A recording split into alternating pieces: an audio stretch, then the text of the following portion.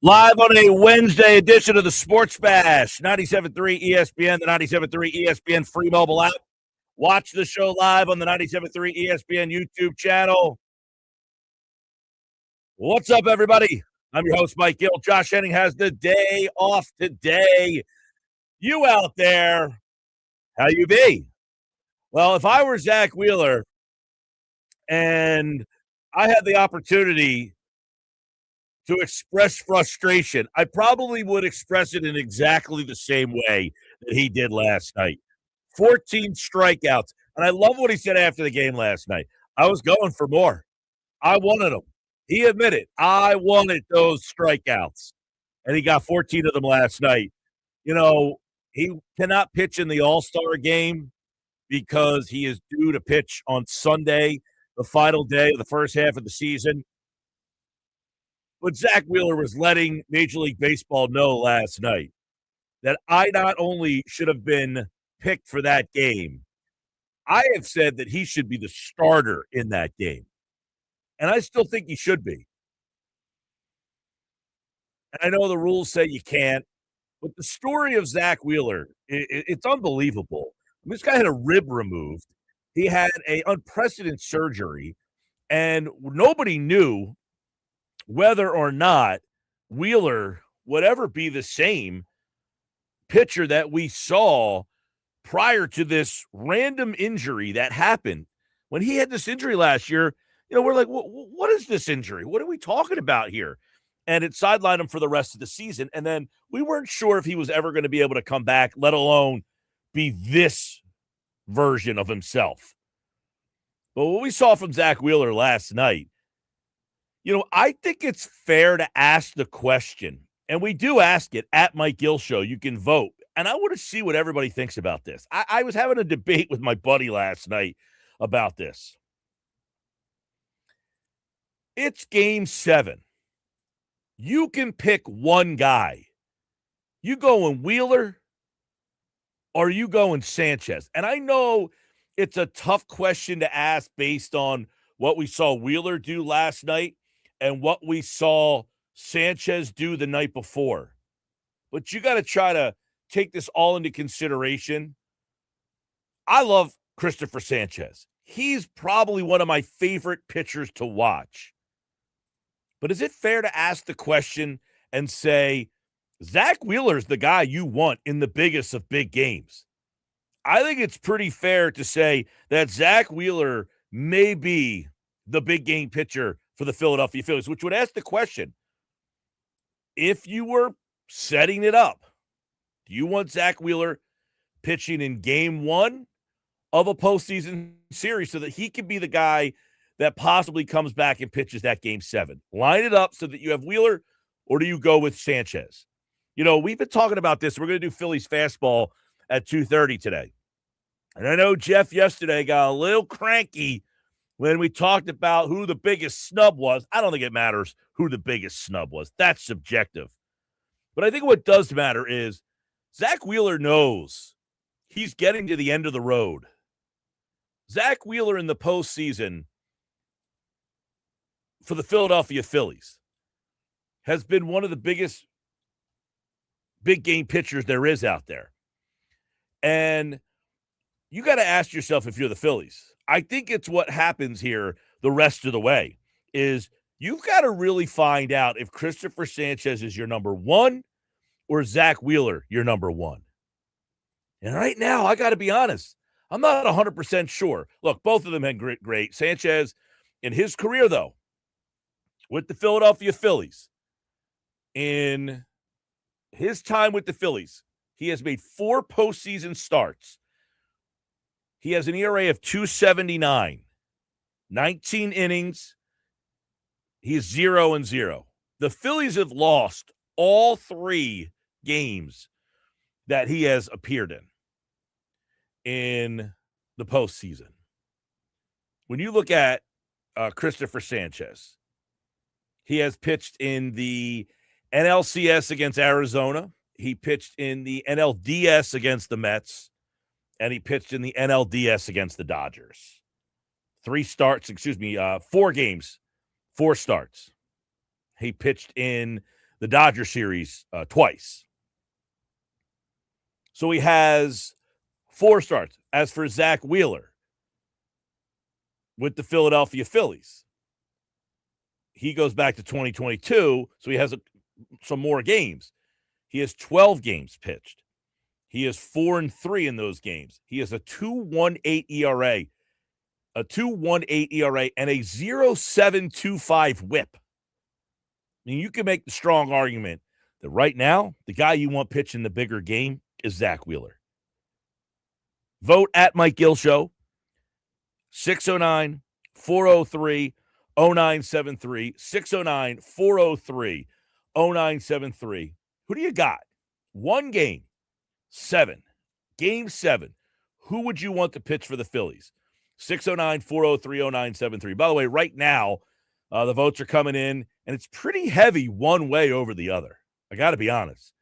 It's pretty heavy one game over the other.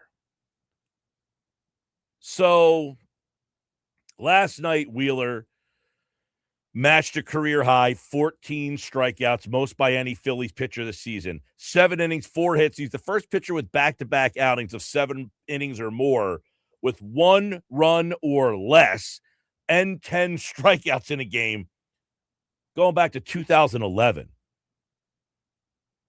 So that was a dominant performance last night. And he actually admitted after the game, he said it after the game, is 14 strikeouts. He wanted this last night. He wanted that last night. And he told everybody when the game was over, this is a reminder that I should have been in that game.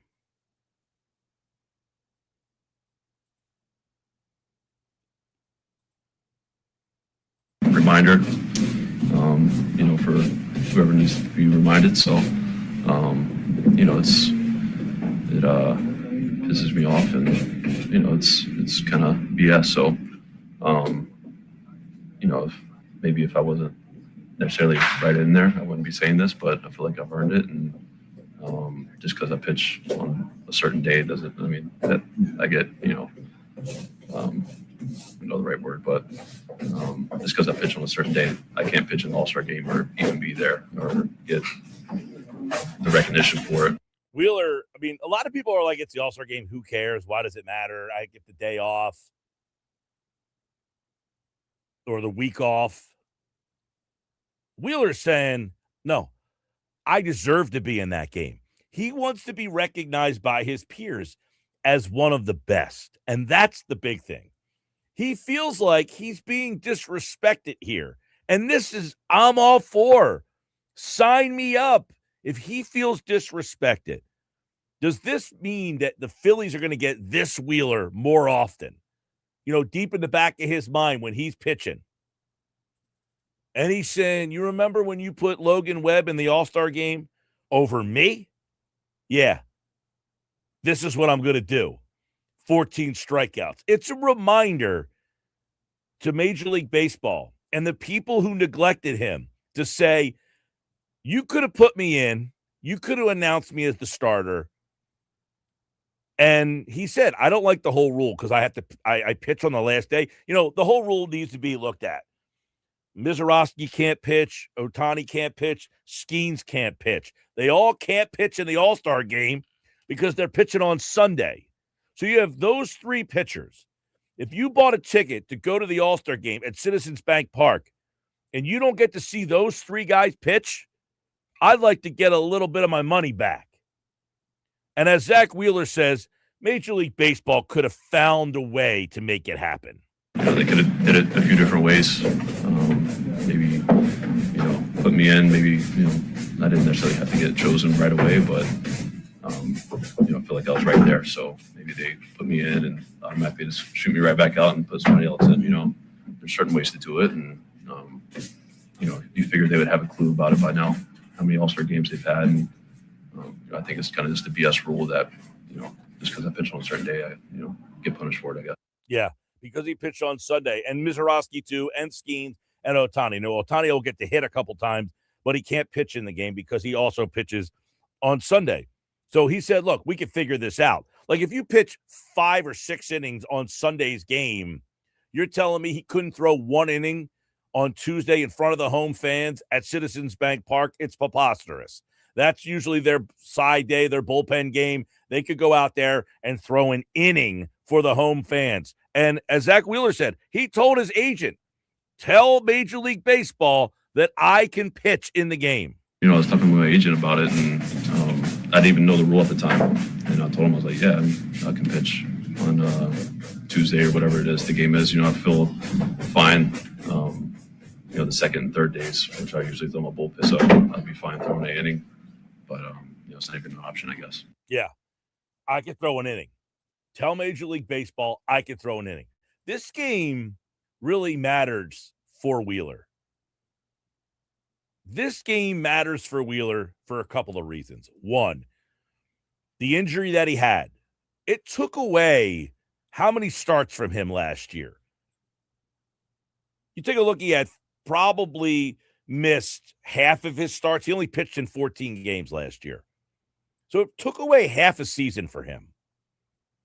And at 37 years old, he doesn't know how many more times he gets to go trot out to the mound, let alone pitch in his home ballpark in the All-Star game. Zack Wheeler, by the way, he has been an All-Star multiple times. But this could be the last time he gets to be in an All-Star game, and now that's not happening. I think you got a guy, when we talk about this, I know Thea from Mays Landing chimes in on the White Horse RV text board, and she says, I still want Sanchez pitching, which is fair. I'm not going to say Thea's wrong for that opinion. I'm just saying, man, if you're asking me, with this season and the backdrop of what we now know and the way that Zack Wheeler, look, he wasn't happy that he got pulled out of that game, and he let Don Mattingly know it. And now he's not happy that he didn't get an invite to the All-Star game, and he's letting us know it. I got to be honest. I'm not getting in the way of that train. This guy seems like a man on a mission. And if there's a game that you need to win, if I'm voting right now, and listen, this is coming from someone who says, I think Christopher Sanchez might be my favorite pitcher in all of baseball right now. But if I'm being honest with myself, I think the better option in a game 7, one game, all the marbles, it's Zack Wheeler. What I have seen from Zack Wheeler over his last 2 starts,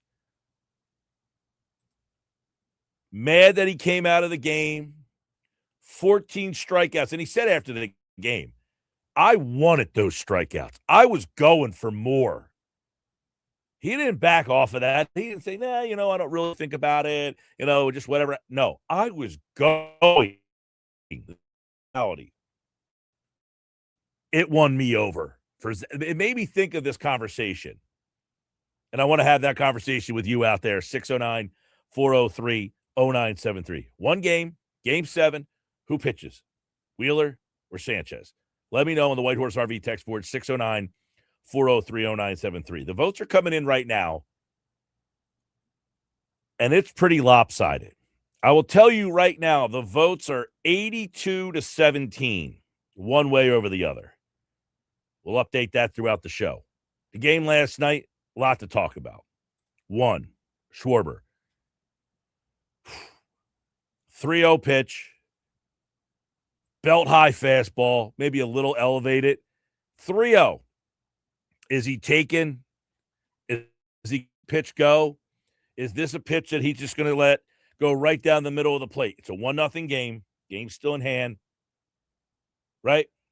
It's a 1-0 game. And here comes Schwarber to the plate.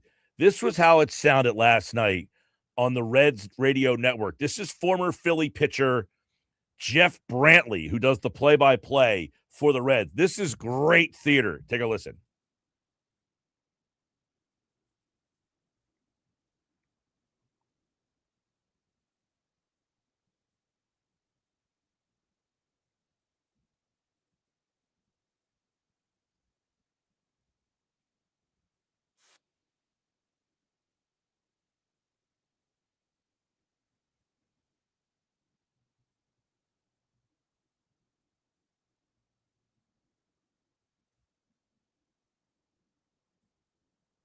3-0 pitch. He sets up the scene. You could be rest assured that no matter what, 3-0 count, Schwarber's swinging. Boom. I mean, that ball got out in an absolute hurry. And Schwarber hits his major league leading 31st home run. He hadn't homered in 7 games. Ho-hum. Longest drought of the season. It's also his 27th career home run against Cincinnati. He has more against the Reds than any team he has played in his career. So Wheeler came to play last night, and Schwarber came to play last night. And then the bizarre play late in the game where the Phillies end up getting Caleb Cotham and Bobby Dickerson thrown out of the game on a play where Ellie De La Cruz goes running through the bag. He's called safe, and then he goes running through the bag. I don't know where the baseline past the bag starts and ends, but I got to imagine that short center field is probably a spot that is an out, right? I mean, come on. That's probably a spot that's an out. So tonight, by the way, the Phillies, it looks like they have not announced. I have not seen a starter announced. I think it's a bullpen game for the Phillies. They play the Reds tonight again, and it is a national game. It's on ESPN. The Phillies last night, they faced the lefty Adams, which has been a problem for them, beating a left-handed pitcher. And it takes the home run from Schwarber to get that 3-run homer to get that win. But Chase Burns is extremely tough, and they'll face him tonight. So that's a big win for them last night. Don Mattingly, 42-22, 20 games over 500 with Don Mattingly. Second best record in the majors. The only team that's been better than them since Mattingly took over on April 28th is Milwaukee, 44-20. They are a MLB best 18-6 in one-run games this season. They are 14-2 in one-run games since Mattingly took over. And that is all with this number that I think is pretty crazy. The Phillies defense this season, they have a minus 34 defensive runs saved this season. That is the worst in the majors. So their defense has been the worst in the majors in defensive runs saved this year. And they have still found a way to get back into this race. And it's a question that I thought was interesting in my mind. The Phillies, I looked at it today, are plus 135 to win the National League East. The Braves are still the favorite at minus 140. The Phillies are 2 games back. They were 10.5 games back on April 28th. They're 2 back, plus 135. They have got themselves within 2 games. And here's the other interesting part about this that I was taking a look at today. The Phillies are 2 back. The Marlins are 3 back. This is a race. Every other race is essentially done. Think about it. In the National League right now, Milwaukee is 7 games up on the Cubs. That race is seemingly over. Now, the Cubs, sure, can they get back 7 games? I'm not saying they can't, but 7 games are pretty nice distance with, about 80 games left to go. I think there's actually less than 80. The Phillies are 51-41, so 92. Yeah, so you got less than half the season left. The Dodgers are 14 games up in the West. 14 games up. That's over. The National League race is the East. That's it. Phillies are 2 back, and the Marlins are 3. By the way, I looked at the wild card standings today, and they don't really mean much on July the 8th. Cubs, Phillies, Marlins. We brought this up yesterday during Phillies Fastball, and we asked if the Marlins are in the race. They're a wild card team right now. Think about that. 609-403-0973. Let me update the poll question real quick before our Phillies Fastball segment today. Who would you want to pitch Game 7 for the Phillies? Is it Wheeler? 82% go one way, 17% go the other. There was something else about, by the way, Jesus Luzardo. He got named to the All-Star team last night. So Wheeler obviously is not going to pitch in the game because they could have said, hey, Wheeler, we missed. Somebody's out. You're in. No, it's because he's pitching on Sunday. But you remember about a month ago, we asked the question, what's the over-under for Phillies to make the All-Star game? We had, I think the number we had was 3.5. They got 6. Duran, Harper, Marsh, Sanchez, Schwarber, and Luzardo. Now, I thought it would be 5 or 6, but I thought Wheeler would definitely been there. But because of this rule, he can't be in it. Bryce Harper's a Legends pick, his 9th career All-Star selection. Brandon Marsh will be the first Phillies outfielder to start in the outfield since Raul Ibanez and Shane Victorino did so back in 2009. That's the last time a Phillies outfielder was an all-star that started in the game. How about this? Phillies, Marsh leads the Phillies with 98 hits this year. He's got 15 homers. That's one shy of his career high, which was 16 back in 2024. Brandon Marsh we're talking about here. Pretty unbelievable. As for Kyle Schwarber, now that the All-Star rosters are set, Schwarber, 31 homers, is on pace for 57 this year. When he signed that contract, the question we asked, can he hit 58 homers again? Well, I guess it seems like he could. He could, right? Trey Turner, who did not make the All-Star game, but we're going to bring him up because he's hitting .329 with 21 runs scored over his last 19 games. He leads the majors with 10 multi-hit games. I thought that was something that stood out. That's a number that stands out to me. When I'm just kind of looking back at the box score from the game last night, the Schwarber home run is the key.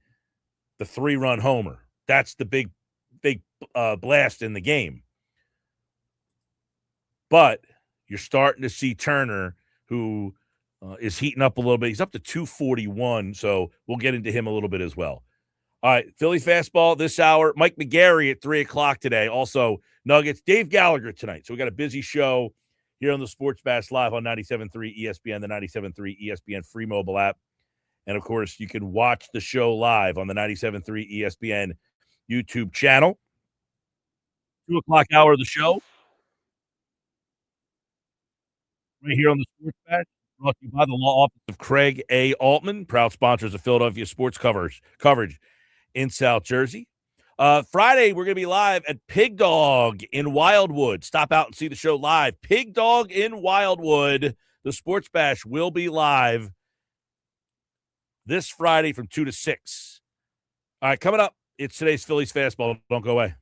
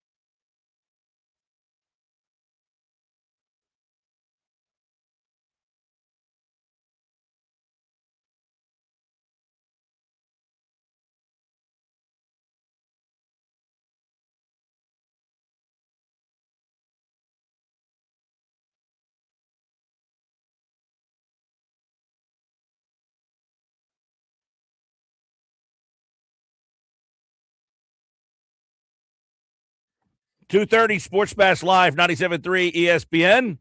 The seafood extraordinary, the value tremendous, the sunsets, they're on the house. Yuri's Waterfront Restaurant and the Boathouse at the foot of the bridge in Wildwood. Experience the best of the Jersey Shore at Yuri's and the Boathouse. We'll be there on Tuesday for the All-Star Game celebration. So stop out and see us as the All-Star Game comes to Philadelphia.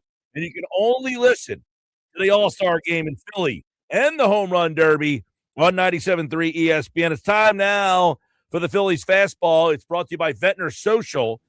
It is South Jersey's spot to catch every Phillies game. Check them out on 20 big screen TVs.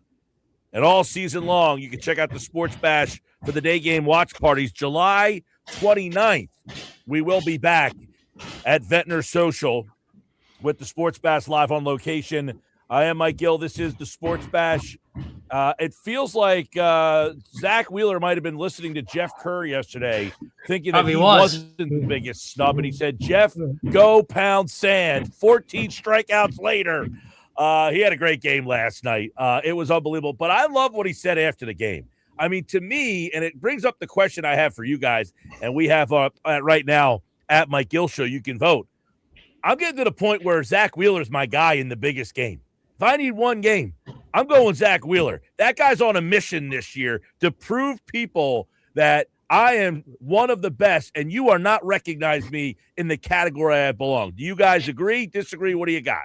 I'm going to change my opinion. I think I would go with Zack Wheeler just based on his mentality right now, right? And backing up Oscar on this, best pitcher in baseball the last 5 years, right? I know I still would go with Christopher Sanchez probably but if you're really thinking about it, right? Not even the game 7, the game 1, Zack Wheeler's your guy, right? This is the guy you go with. This is the guy who's going to give you the 6 innings, the 14 strikeouts. So I love what he said last night. It was BS what happened. And, you would figure that they would change the rules. And that's where I agree with the snub. That's where I'm like, look, why can't they just change the rule and let him decide I am not pitching? Or why can't he pitch Sunday and then pitch an inning on Tuesday? Because that is when his bullpen day is anyway. Or it might have been our buddy John Foley that said it.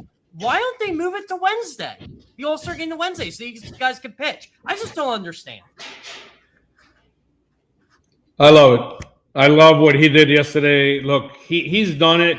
He's not respected as one of the greatest pitchers of our generation. He's been a workforce for the Phillies over the last 6-7 years. He's been amazing. The best free agent signing this team ever had. It's incredible. And I know Schwarber is there. Schwarber is right there with him among the best signings ever for this team. Zack Wheeler is incredible. Look, you asked the question, Mike. I know that you asked the question between Christopher Sanchez and Wheeler, who would start in game 1.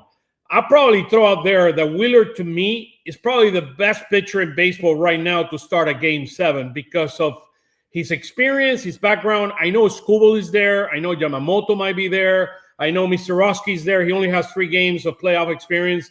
But based on what he's done throughout his career and what he's done, especially in the playoff, this guy's a big-time pitcher, and he proved it yesterday, and he shut the mouth of a lot of people at the MLB offices that did not pick him to be in the All-Star game. I got something for you that I was surprised to see today as well. Christopher in the playoff. That was not good. 2.79 ERA whip, but he is 0-3. The Phillies have not won with Sanchez on the mound. And listen, conversely, Zack Wheeler's 4-3. So they have won 4 times that he has pitched, but his numbers are ridiculous. He's got a 0.7 whip in playoff games. His ERA is 2.18. I'm looking at this more and more. And by the way, I'm saying this, Christopher Sanchez is probably my favorite pitcher in all of baseball right now to watch and follow.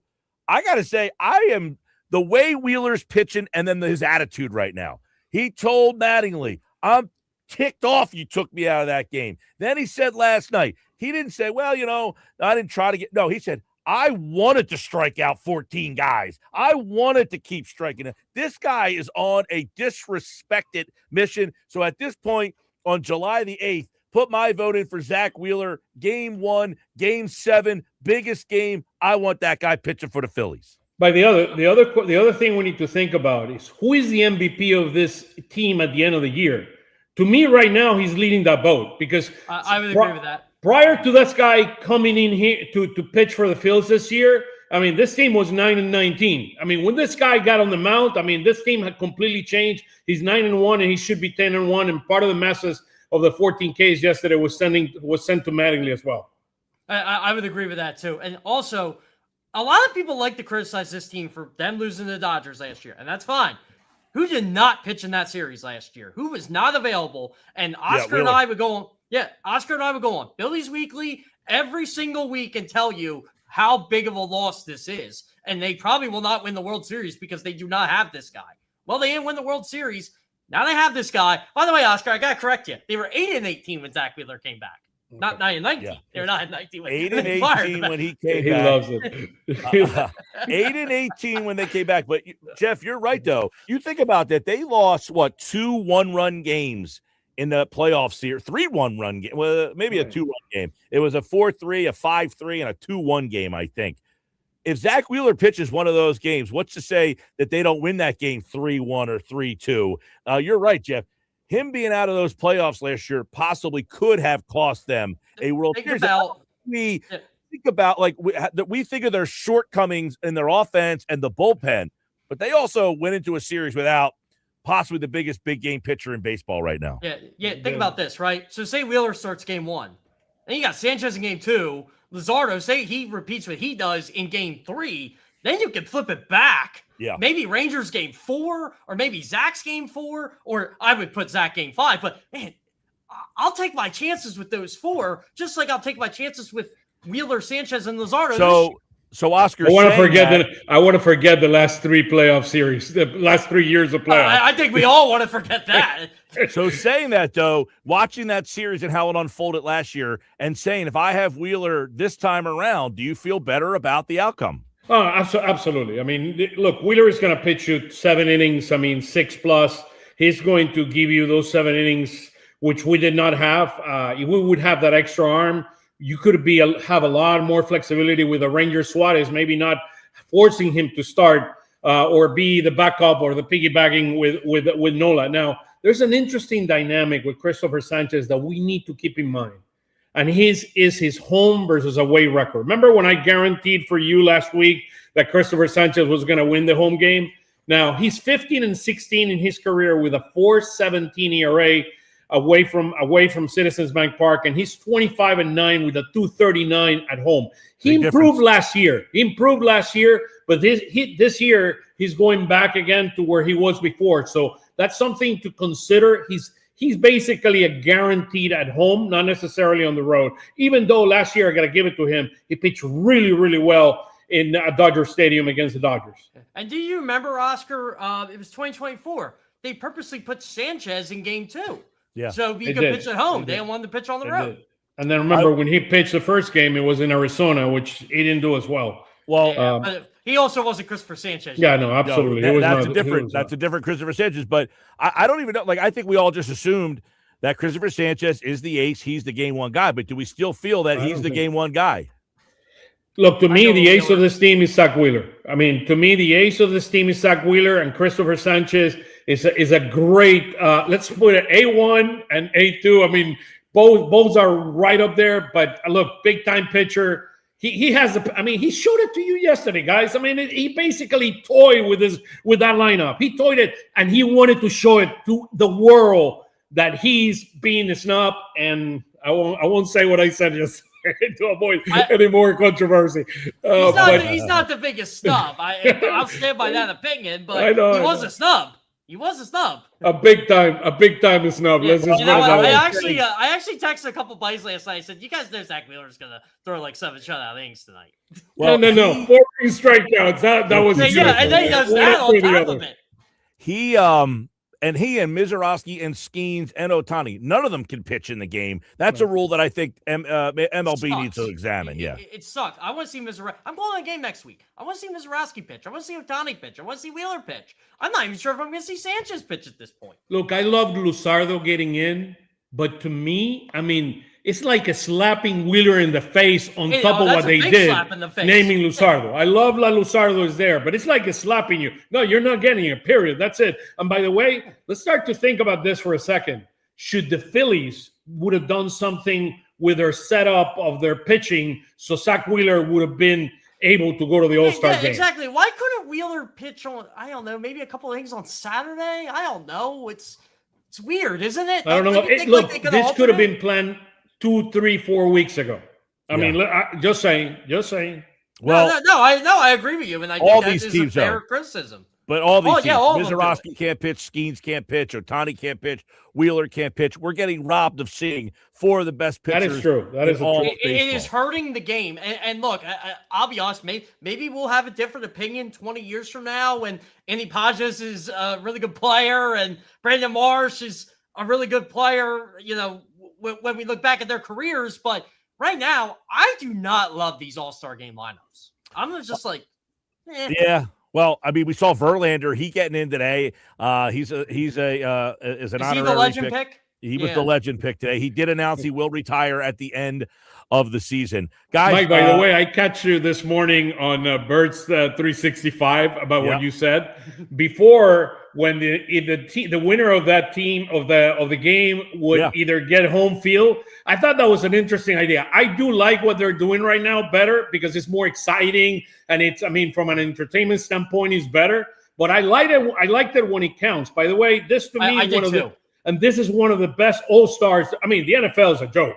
Yeah, I mean, the NBA is a circus. I mean, the NBA is a circus. I mean, is that what we want to call it, a circus? I think the NHL, I like what they did about the international versus the U.S. type of a thing. But, I mean, it's just, I mean, they need to do something with it. And I do like the ending here. I can wait to see Schwarber, I mean, going crazy. I'm with you on that. Now, I'm with you guys, too, on the whole. It should count for something, right? I liked their Bud Selig's reaction to that embarrassment in 2002 when they tied, and we were all mad. Baseball's going to, what do? Okay, we are going to make this thing count. This thing is going to be for a home field event, and we are going to make these guys play. And I think it wore out its welcome, but it was the right idea at the right time. But baseball, the All-Stars, they play. They're not like basketball where they take the whole game off and just you can't. They do play because they have to throw. The pitchers have to throw. They can't just not throw hard, and the hitters have to hit. They don't, so the game is still as real of a game that you're going to get. I want to bring up Schwarber because I thought last night that's the moment of the game, right? It's a 3-0 count. And he says, "The heck with this 3-0 pitch. I'm not taking." And I love the guy. Dude. I don't know if you heard the radio call from Jeff Brantley on the Reds radio network. Former Phillies closer, Jeff Brantley, the cowboy. Well, he just came out and he said, 3-0. I know this guy's swinging. The pitch comes in, he hits it, and Brantley goes, boom. That's his reaction. Boom. But it's the at bat of the game, really. I mean, that at bat 3-0 and. Schwarber again just absolutely wins a Phillies game for them single-handedly. Yeah, it's like what Oscar says all the time. If you get something from Kyle Schwarber or Bryce Harper, you're probably winning the game. No doubt about it, yeah. Now, tonight, Mike, Chase Byrne, I mean, this kid up and coming. All right. What are second we year, about second tomorrow? year in the league. Second year in the league. This guy comes out of college. This guy's a monster, man. This guy is a monster. I mean, if we win this game, it's like Messi winning the game after being down 0-2 yesterday against Egypt. I mean, it's a miracle, dude. If we beat this guy. Can I bring up this point? Why is Alan Rangel pitching in Lehigh tonight? Why can't he pitch here? I don't know. Come on. I mean, you're gonna put. I mean, the bullpen. What was?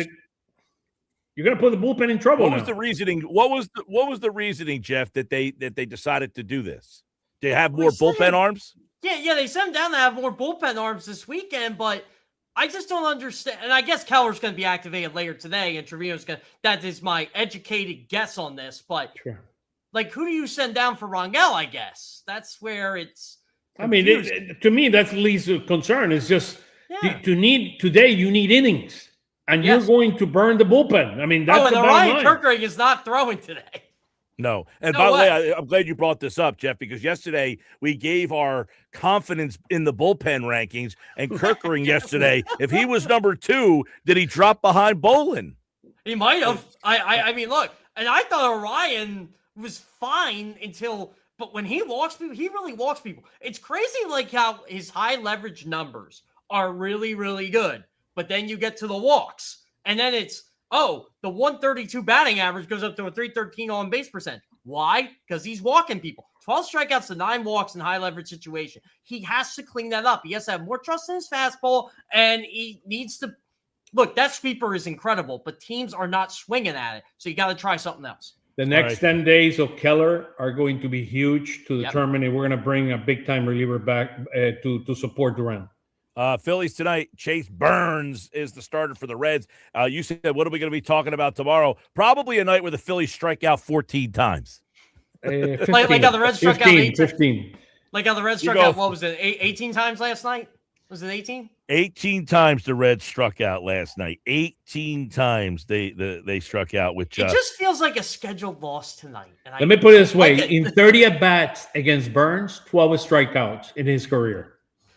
Harper has 2, and Brandon March has 3 against him. So just FYI. If the Phillies win tonight, you may not see me on here the rest of the week. Didn't this happen the last week, though? They had a bullpen game, and they were facing someone. We were laughing like there's no way they have a shot to win, and they actually won the game. Was that the first Rangel start? We were saying that? Yeah, last week when Rangel started. Yeah, it had to have been because we were laughing. We were saying, oh, well, the Phillies have a bullpen game. I forget who they face. By the way, Chase Burns tonight, if you want 8 or more strikeouts, plus 121, 9 or more, plus 243. If you think he can get 10, it's plus 479 for Chase Burns. This guy has the best slider in baseball, just FYI. This guy is elite. I love it. He's really good. Look, he deserves to be an all-star, and he is an all-star. And look, if you want to say he could start the all-star game with all the guys after that, I ain't against with all the guys out. You're right. By the way, the Reds struck out 18 times. It's the most that they have struck out in a 9-inning game.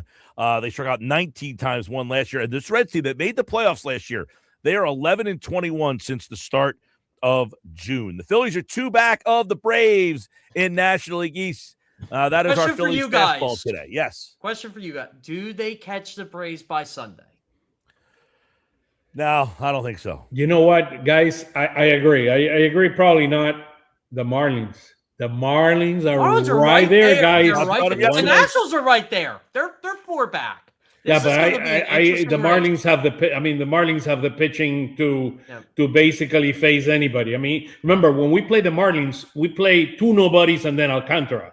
I mean, Eury Paris is back. Marlins, this team is elite. This team has great pitching. We gotta give the Phillies some credit here. Being 4-2 against the Marlins, that's going to be huge later in the year. The Marlins, by the way, are the wild card team right now. They are the 3rd wild card team, which means they would play the Braves in the playoffs if the playoffs were to start.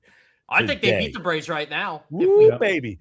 All right, Phillies Fastball is back tomorrow here on the Sports Bash, and we will be back at what time did we say tomorrow? 3:30 tomorrow. We don't even know what time we're going on.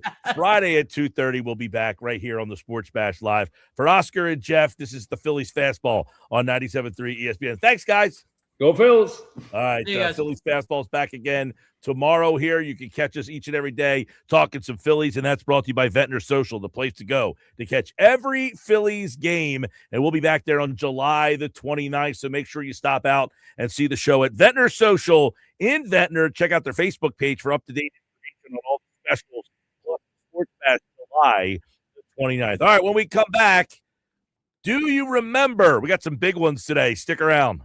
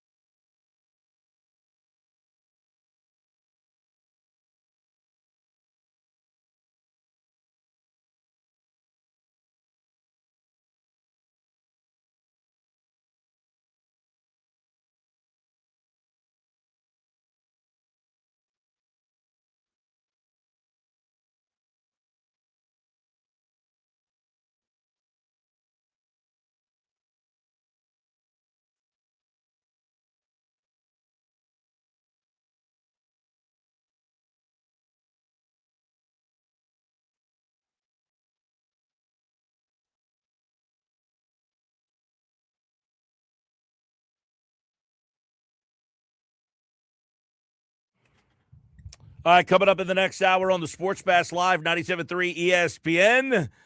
Mike McGarry from the Press of Atlantic City. Plus, our Do You Remember for today will be a little bit longer of a segment than normal. We'll tell you why coming up at around 3:30 today.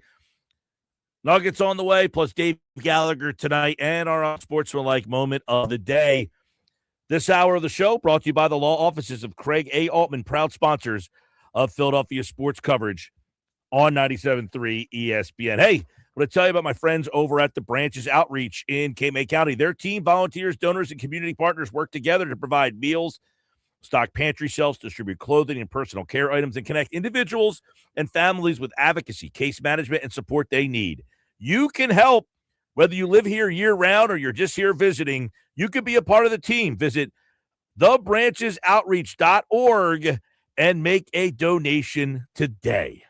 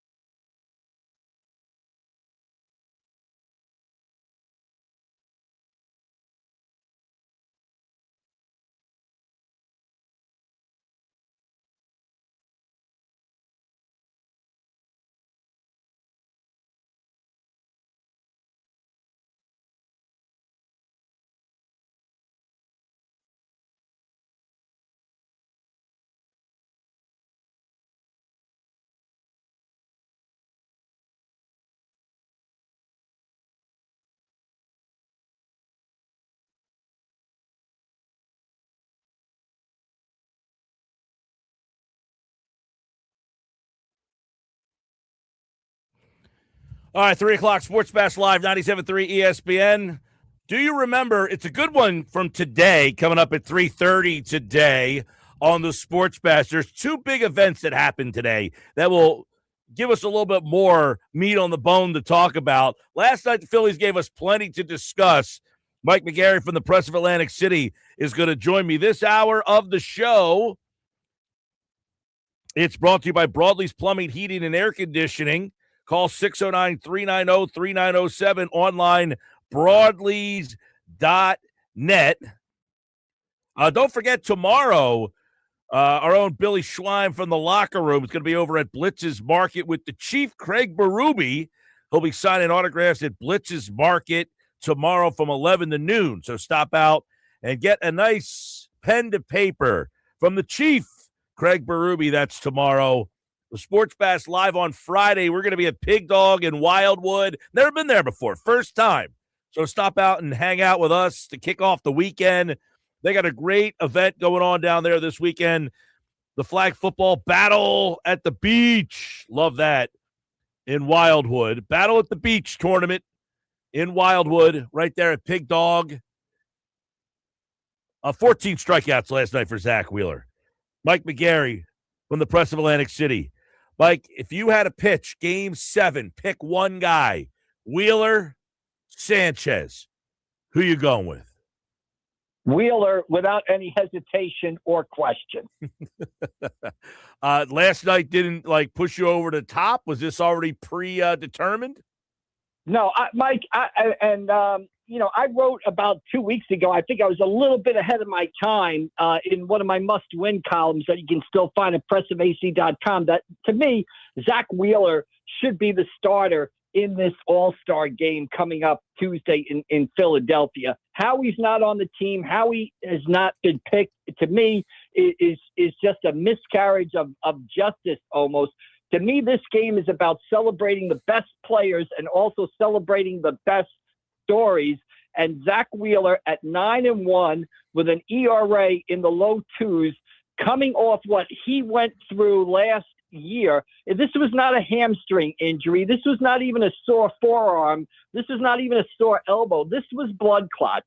And blood clots can develop in a life and death situations. He undergoes surgery, has a rib removed, and now is back to being the Zack Wheeler, as you saw last night, that he's always been. To me, it's the most remarkable story in baseball this season and deserves to be celebrated at an all-star game in his home park. I think baseball completely missed the picture here without having him on the team. Oh, I agree with a lot of what you're saying. And he is, it almost feels like he is letting Major League Baseball and everybody who did not see him for what he has been, he's letting them know, I am on a mission to stick it to all of you. I loved what he said last night.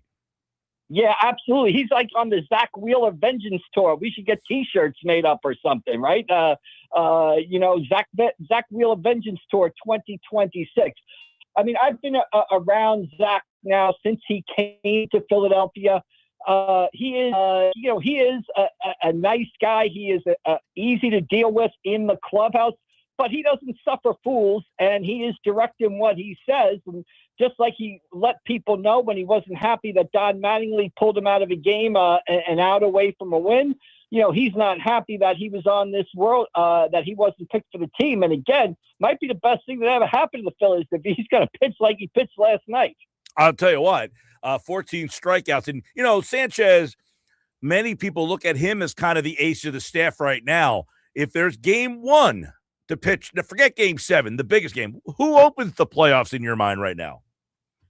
Mike, to me, that might be a question of where is that game going to be played. If it's played at Citizens Bank Park, I'm going to start Christopher Sanchez. But if it's played on the road, in Wrigley Field or in St. Louis or, in Milwaukee, I might start Zack Wheeler just because of the differences in Christopher Sanchez's home and road splits.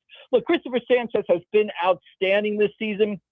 57 and 57 and a third scoreless inning streak earlier this year. But he has been a little inconsistent his last 3 or 4 outings.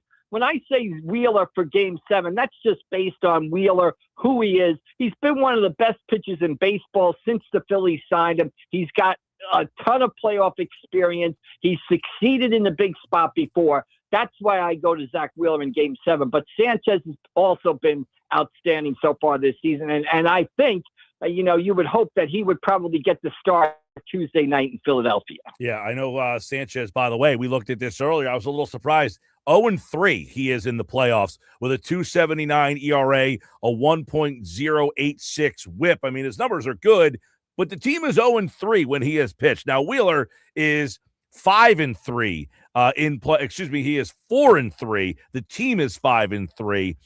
So Wheeler has won 4 times when he has taken the mound. The team is 4-3. But when Christopher Sanchez has pitched for the Phillies, he does not have a record, but they are 0-3 in his games. Yeah, the one thing I would say about that, and again, I pointed out his problems in opposing ballparks. Now I'll point to a time when he went into an opposing ballpark. I mean, he was magnificent in Game 4 last year against the Dodgers in that game. You can argue that, if the ABS system was in place last season and the umpire gave him that strike, and I think it was the 7th or the 8th inning of that game, the Christopher Sanchez and the Phillies might have won that game and evened up the series at 2 apiece. So, hey, it's a nice problem to have. When you can debate who should be the number 1 or the Game 7 starter, and you have 2 guys who are more than capable of doing it, and you really can't make a wrong choice in either direction. It's what really makes the Phillies. It's the strength of the Phillies team, basically. Well, Mike, it begs to another question: is last year in that Dodger series, they did not have Zack Wheeler, and they lost a pair of 1-run games. They were all really close, low-scoring games. We know that their offense is very inconsistent, but you can make an argument maybe last year if they had Wheeler to pitch one of those close games, maybe those games turn out a little differently. Maybe that series turns out differently. Yeah, absolutely. And I think people sort of, overlooked the fact. They all point to the fact that, hey, the Phillies couldn't get past the Dodgers. Well, they gave the Dodgers as good a battle as anybody. Them in Toronto probably battled the Dodgers the best on their way to the World Series title last year.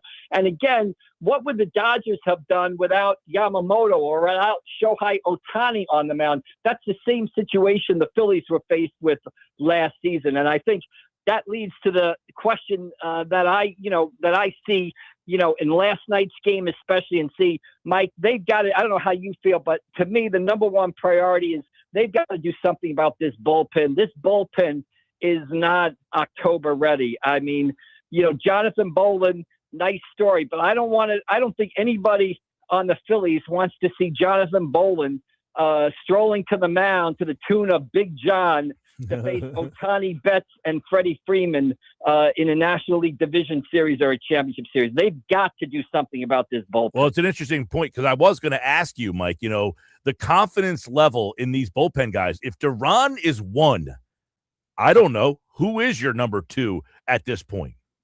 I don't think they have a number 2 right now. Kirkring has shown – Kirkring has been very good in the 6th or 7th innings. You see him in the 8th inning kind of lose the plate last night against the Reds. The same thing that happened out at Citi Field against the Mets a couple of weeks ago or about 10 days ago. Now, Keller is supposed to come back tonight.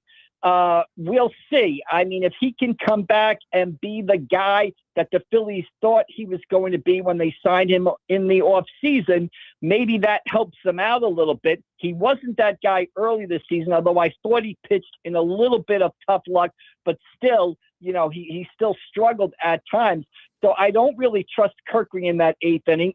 I'm going to give Keller a chance to sort of step forward here. I don't really trust Alvarado. And the other guys, to me, are guys that are just interchangeable and, shuffling up and down between Lehigh Valley, depending on, whether or not they need a fresh arm. So I think they need bullpen guys. I put it out on X last night. If I was them, I'd make a call to the New York Mets and say, hey, Luke Weaver and A.J. Minter, what do we need to do to get those 2 guys down the turnpike to Philadelphia? Because if you think about, Mike, their past playoff performances and a lot of the losses the offense is for the brunt of the blame, but that bullpen they were not good in the Arizona series. The bullpen was not good in the Mets series, and the bullpen blew a 3-0 lead in game 1 against the Dodgers in that series last year. If the Phillies win that game, it's a whole different series. So to me, they've got to do something about this bullpen, because this bullpen, as it is presently constituted, is not ready for October. No, it's not. And it's a great point. You're going to get Keller back, but man, you can stack Keller with probably Trey Turner, who has come around a little bit here recently. I should say a lot of it. He has had a pretty good stretch of about 2 weeks here. As Brad Keller, though, would be in the conversation as we get to the All-Star break, the unofficial end of the first half of the season, of most disappointing Philly.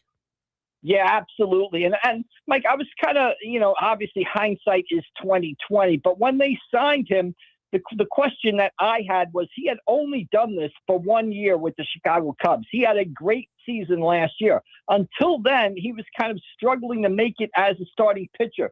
The Cubs converted him to the bullpen. He's lights out last year. But as we all know, relievers tend to blow hot and cold, and Keller did not have a great track record. Again, hopefully he's healthy now. Maybe that forearm was bothering him earlier in the season. Again, I think he pitched in some tough luck. There were times when he would give up a 2-out blue pit, and the next guy would come up and hit a double in the gap and score the run. Now, if you give up a 2-out blue pit, it doesn't mean that you have to automatically you can strike the next guy out or get the next guy to pop out. That's okay. You don't have to give up that double, but he did pitch in a little bit of tough luck. So I'm going to give Keller, and I think it's a good runway here from here to the trade deadline to see if he can come in and fulfill that 8th-inning role like it was designed when the Phillies signed him back in the offseason. Well, they better hope, because you're right. If they can get him to be the guy, though, they gave him 2 years, $22 million, Mike. You're right. They're very volatile. They invested 2 years and real money to say, we are going to be elite at the back end of our bullpen, and they have been anything but. That means if he comes back and pitches well, they really only need to find one guy. If not, and he's the guy that he was in the first half of the season, do they need two? Yeah, if he's not the guy that they thought he was in the first half of the season, I do think they need two, Mike, because they're going to need a right-hander and a left-hander. That's when I bring up guys like Luke Weaver and Minter. That's why I'm not asking for one or the other. If Keller can't come up and do the job, I think they need to go get two guys. Now they have, a stalwart back there in Duran. They've got a lockdown, lights out closer, which they obviously had last season, but they didn't have in 22, 23, or 24. So that's probably the toughest piece to acquire in the bullpen, is that lockdown closer. They've got that guy. They've got to figure out a way to bridge, from that, from the starter to Duran. And again, like you said, I agree with you. If Keller doesn't come through, I think they need two guys there, because you feel comfortable with Alvarado, you feel comfortable with Kirkwood, you feel comfortable with Tanner Banks, you feel comfortable with Bolin, Backus, Meza. The answer is no, right down the line. One of those guys. You're right. I mean, we could literally ask 5 different Phillies fans, or 10 different Phillies fans, or 20 different Phillies fans to rank the bullpen guys in order that you feel confident, and you might get 20 different configurations of answers. Right, and it might depend on what day of the week it is or what happened in last night's game. That's true. None of these guys by the way, Mike, your point there is out. If we were having this conversation yesterday, you might say that Kerkering was definitively the number 2 right now, and then after last night, that might go out the window. Yeah, absolutely, because and nobody says, Mike, these guys have got to be perfect. Nobody says they've got to be Brad Lidge in 2008. I understand 162 games, things are going to happen.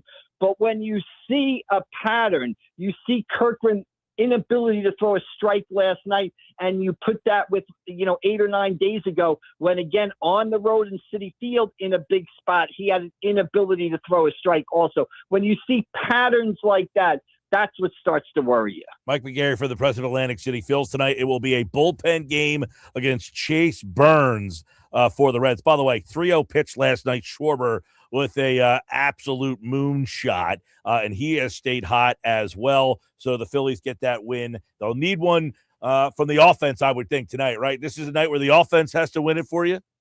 Yeah, and Great American Ballpark, it might be the best place to hit in all of baseball. It's a home run haven or a home run factory out there. And again, this is time when the guys you're paying $300 million to got to step up and get you a win right here. All right, so that's tonight. I want to go over to where we are with the Sixers. There's so much talk. We're on the decision, we'll get to the decision later on this hour, was made on this day. LeBron decided he was taking his talents to South Beach. Are we all just going to be on the decision 2.0 here, wondering and waiting on what LeBron will do? Well, it certainly seems that way right now, right? I mean, it's going to get plenty of coverage. It's maybe the last ride for LeBron, and it's going to be fascinating to see where he goes. And it's going to be fascinating to see guys like Bob Myers campaigning, trying to sell the Sixers, catch LeBron's attention. It'll be fascinating to see. Look, I don't think he's going to come to Philadelphia. To me, the storybook ending would be back to Cleveland, where it all began, and try to take a Cleveland team that, obviously fell short last year, try to drag that team or push that team across the line to a championship.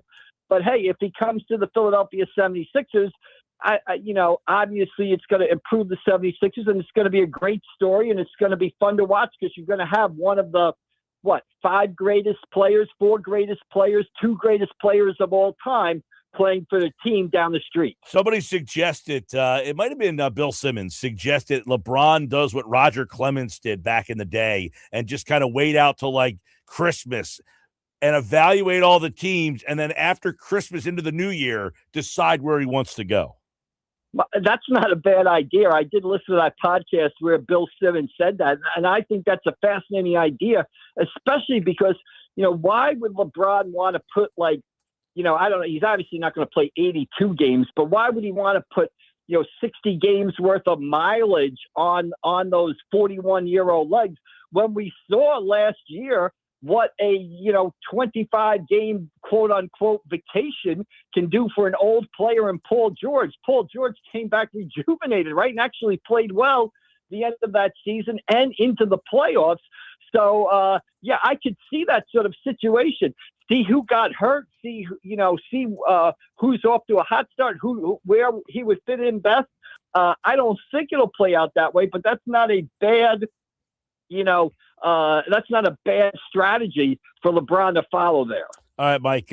Monday we spoke. That was going into the big soccer game, which turned out to be a pretty big dud. And then for 24 hours, everybody kind of gives their thoughts on the state of that sport. As we sit here on Wednesday, it's been a great World Cup. I'm into some of these other games. Are you still paying attention, or now that Team USA is out, you're out with them? No, I'm still paying attention, Mike, because, again, as I said the other day, what appeals to me about these games, and again, I don't know anything about the technical side of soccer or anything like that, but what appeals to me about these games is the passion that these teams have for it, the fans have for it, the competition itself, the drama, and just seeing what it means to these teams, every 4 years. So, to me, it's a great show. It's entertaining, and I am just as locked in on the games coming up as I was before the USA kind of, to put it politely, stubbed their toe against Belgium. Mike, you've been covering, local sports. I don't know where the soccer is in this area on the pedestal of high school sports, or where even soccer ranks in high school anymore. I mean, from what I understand, it basically you've got to play on a club team to even almost be considered in that sport. And we've been hearing, soccer is bigger. It's coming here. I feel like there's a huge fan base out there, but I don't know what to do with that. Yeah, I mean, Mike, again, I go back to when I was a kid in the 1970s, and the Cosmos were all the rage, and they were drawing 75,000 fans, the Giants Stadium, to watch Pele play, to watch Beckenbauer play, to watch Giorgio Canaglia play. And back then, everybody kind of said, well, you wait and see. Soccer's going to overtake baseball, and it's going to overtake football, and it's going to be bigger than basketball. And it's not. It's just simply not in this country. That doesn't mean that it's not a great game with a passionate fan base. I think two things hurt it in America. Basically, number one, our top athletes do not gravitate to soccer immediately. They're going to play football. They're going to play basketball. They're going to play baseball. They might be swimming, running track and field. But the top athletes in the United States, they're probably all in the NFL or the NBA, basically, or baseball, right?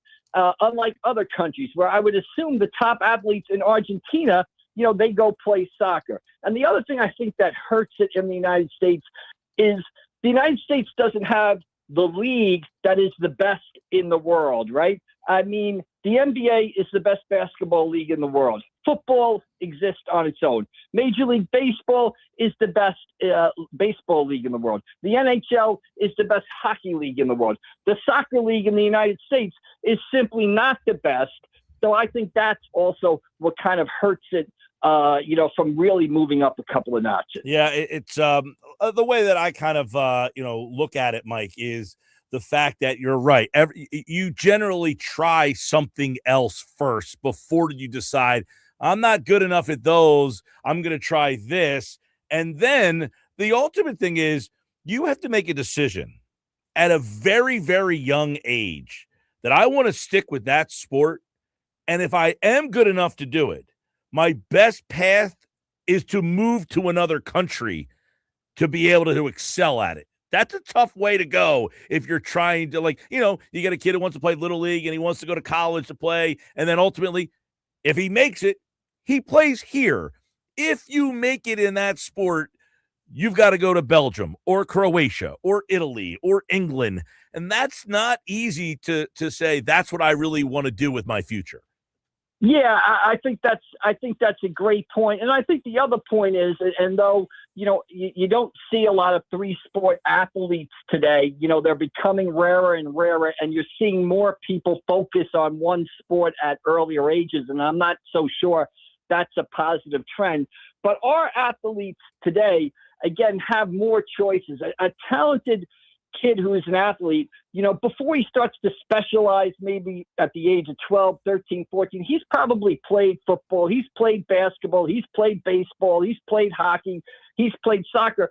Our athletes have more choices than I think the athletes from the soccer-dominated countries, basically, where I'm sure no doubt in Brazil, every kid grows up wanting to play for the Brazil national team and be, and do for that country what Pele did, right? And here in the United States, I'm not sure how many kids grow up with the dream of saying, hey, are they saying, I want to win a Super Bowl, I want to win a World Series, I want to win an NBA title. I don't know how many kids are saying, I want to lead the United States to their first World Cup title. Nothing against soccer. It's a great game. I enjoy it. It's a tremendous sport. People who play it is talented. I just think it's kind of running uphill in the United States of America. Well, it's an interesting article over at ESPN.com. Dan Wetzel, who says pay-to-play youth soccer has explained America's World Cup losses. So he's literally saying it starts at the youth level, that pay-to-play setup is one of the big issues that's not going away. Yeah, and that's not just soccer, Mike. I mean, pay to play is one of the big issues in youth sports, and we could do, you and I could have a 4-hour conversation about that. But hey, football, baseball, basketball, what these teams do, these AAU teams that travel around the country, baseball, I just have a story coming out tomorrow about Cameron Sluky, EHT graduate, going to be a top first-round draft choice this Saturday in the draft. His family traveled around the country, pitched in area code games in San Diego and stuff like that.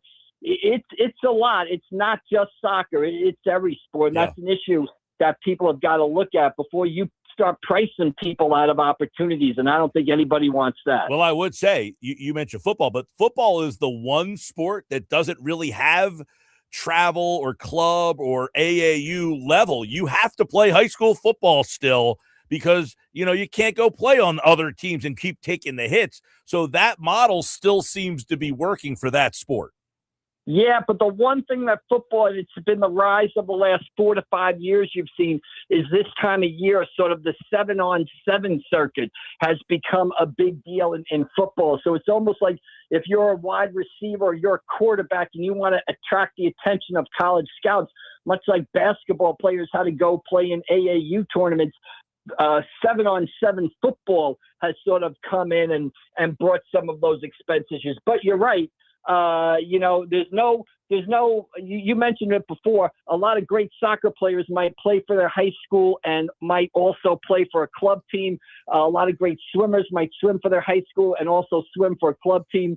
You can't go play a football game on Friday night and then go play for your club team Tuesday night. The game just isn't built like that. Mike McGarry from the Press of Atlantic City, pressofac.com, right here on the Sports Bash Live, 97.3 ESPN.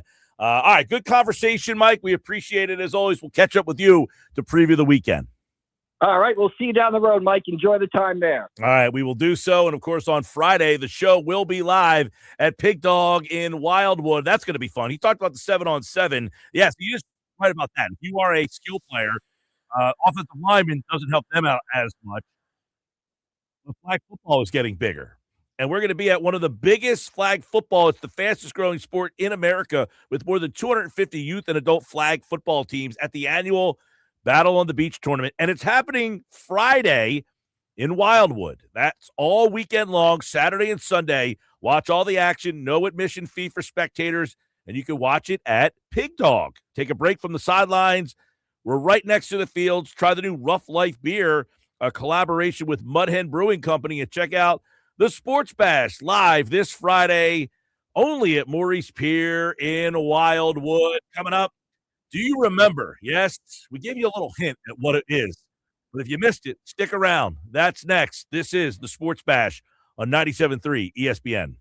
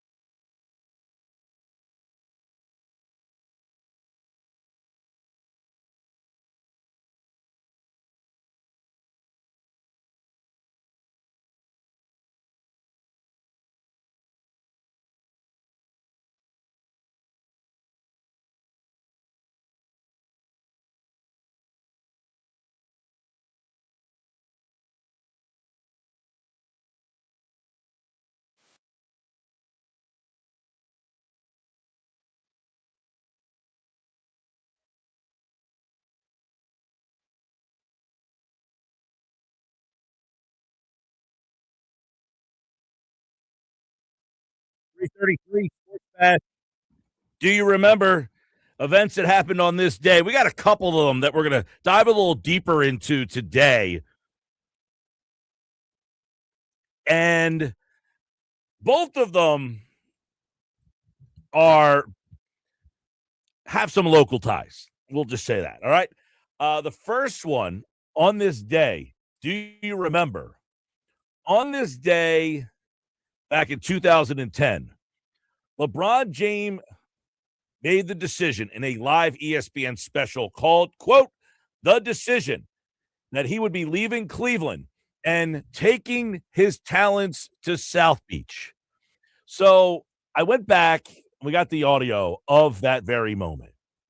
I want you to take a listen to what he said here, okay? I think this kind of stands out as to what he said, how he said it, and see if it has any movement in the way that you're kind of looking at what LeBron might do this time around. All right. This is LeBron James on this day in 2010. He makes the decision. Take a listen to LeBron James. Here he is.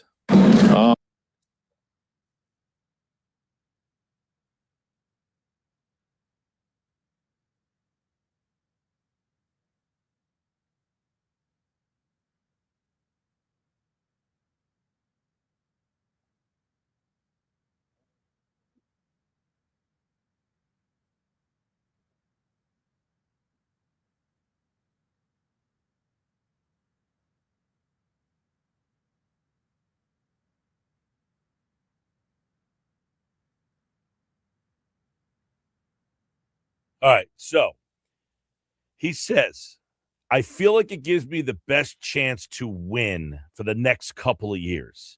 And you wonder if when he made the decision in 2010, does he still have the same criterias in 2026?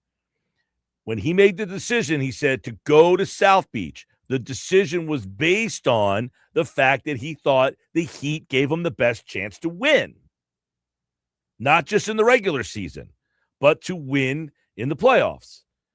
Is the criteria the same this time around? Right? Is the criteria the same this time? When you're picking your team, what is the ultimate reason why you would pick that team, LeBron?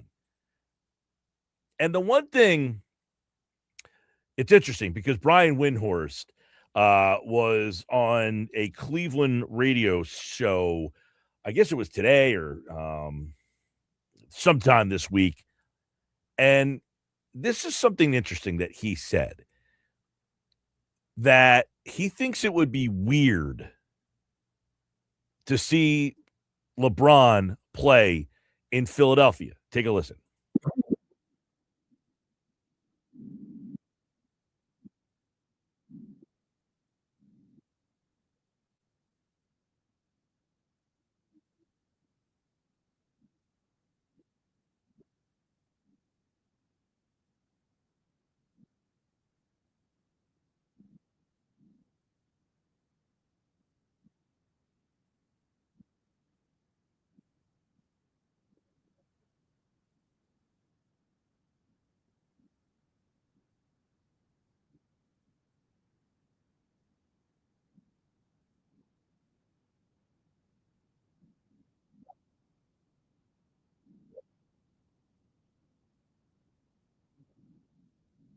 That's Brian Windhorst. He was on a Cleveland radio station. He says, I think it'd be flat out weird to see him in Philadelphia.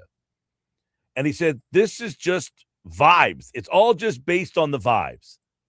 But if you go back to the decision that he made back in 2010, now you could say that he's on TV and he's just saying that he chose the Miami Heat because he thought the best, they gave him the best chance to win, right? That he gave him the best chance to win. And that's why he decided to go to Miami. So Bob Myers was on the Rich Paul podcast, the Max Kellerman podcast with Rich Paul. This is unbelievable. So the head of the 76ers, essentially, goes on the podcast with LeBron's agent and basically is asked to make your pitch to LeBron James. But listen to what he has to say. This is what's very interesting.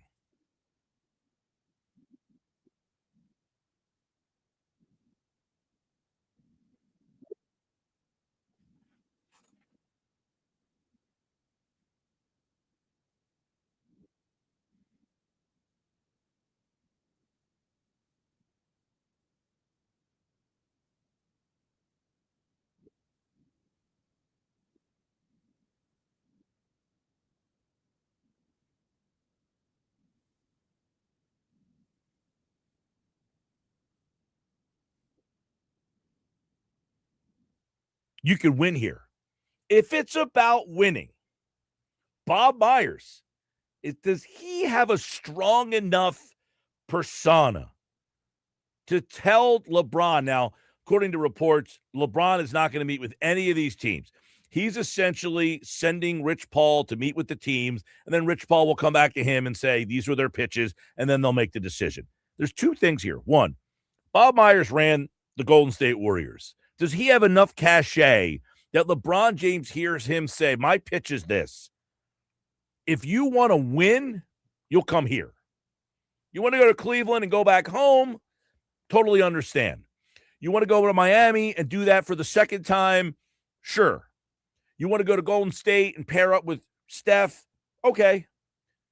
But if you want to win, this is the place. Does Bob Myers have enough cachet to say, that's my pitch?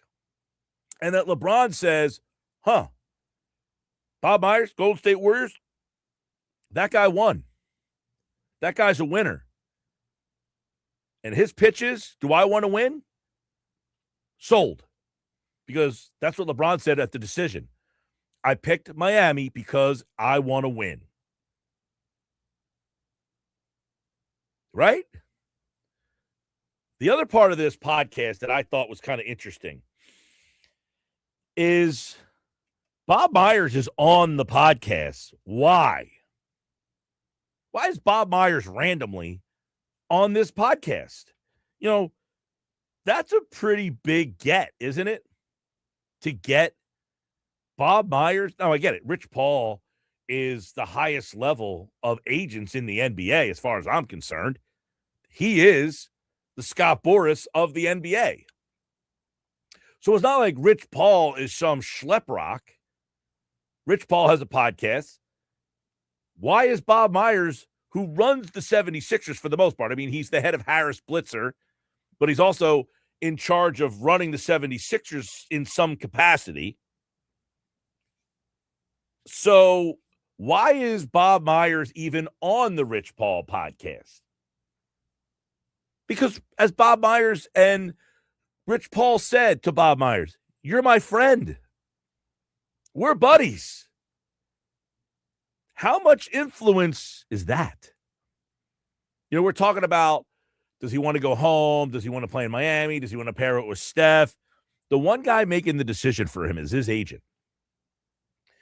And if his agent is saying, LeBron, your last bite at the apple potentially here, go where you have the best chance to win.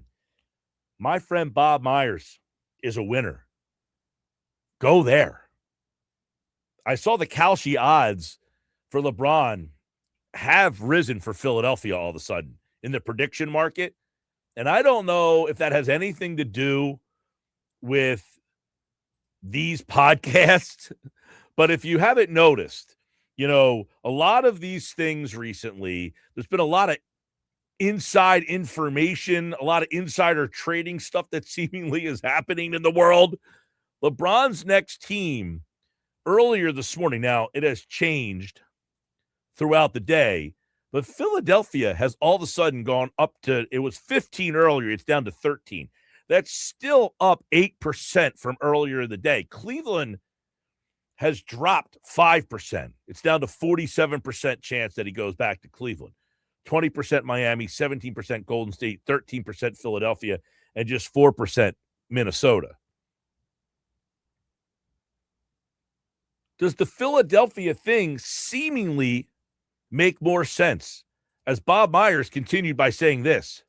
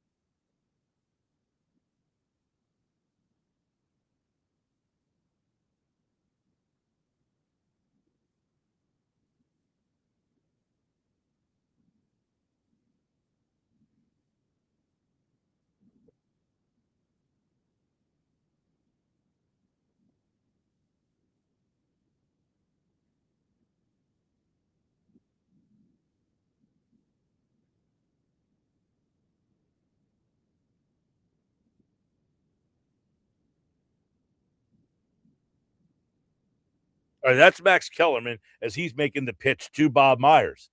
And it's kind of what I was saying the other day. The story is you have the best chance to win. You're in a big market. And think about this. If LeBron comes to Philadelphia and they won a championship, that would mean all 4 teams that he played for, he would win a championship with that particular team. If he goes back to Cleveland, he might win another championship there. But is it as big of a deal if he does it there twice, as opposed to winning one in a town that hasn't won one since 1983? Do you remember that event? It happened on 2010, the LeBron decision. Coming up next, we have one more. Do you remember? One more. Do you remember? Do you know what it is? Let me know on the White Horse RV text board, 609-403-0973. White Horse RV in Williamstown and Galloway, your RV adventure starts here. When we come back, I got one more. Do you remember? I think you'll remember this one. You're a local. More sports bets coming up on 97.3 ESPN.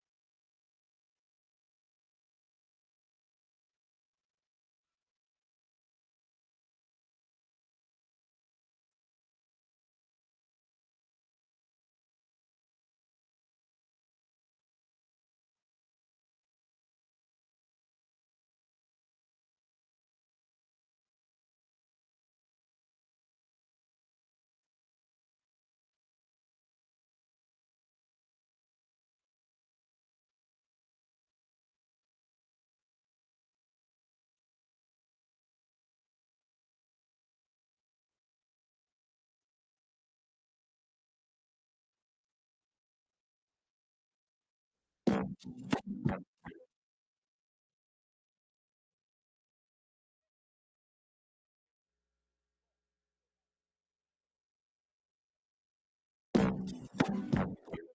right, Sports Bash Live. We'll get to the second.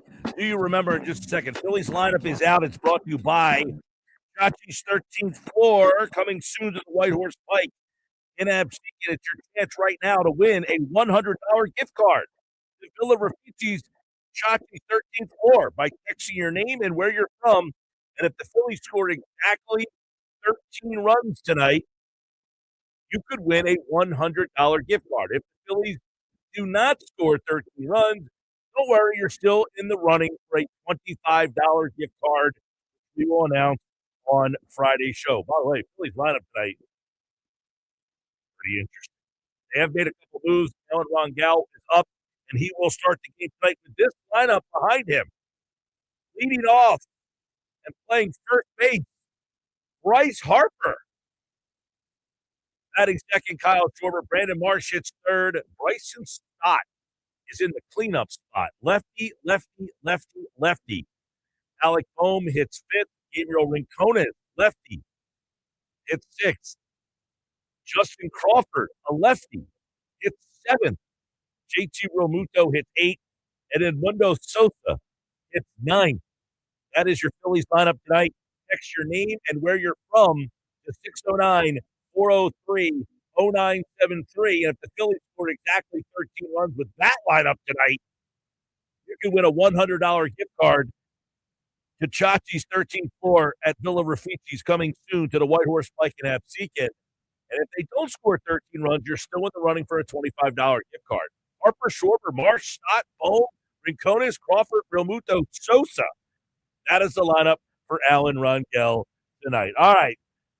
Do you remember on this day, it happened on this day in 2011, when Millville's Mike Trout made his Major League Baseball debut against the Seattle Mariners. In that game, he went 0 for 3.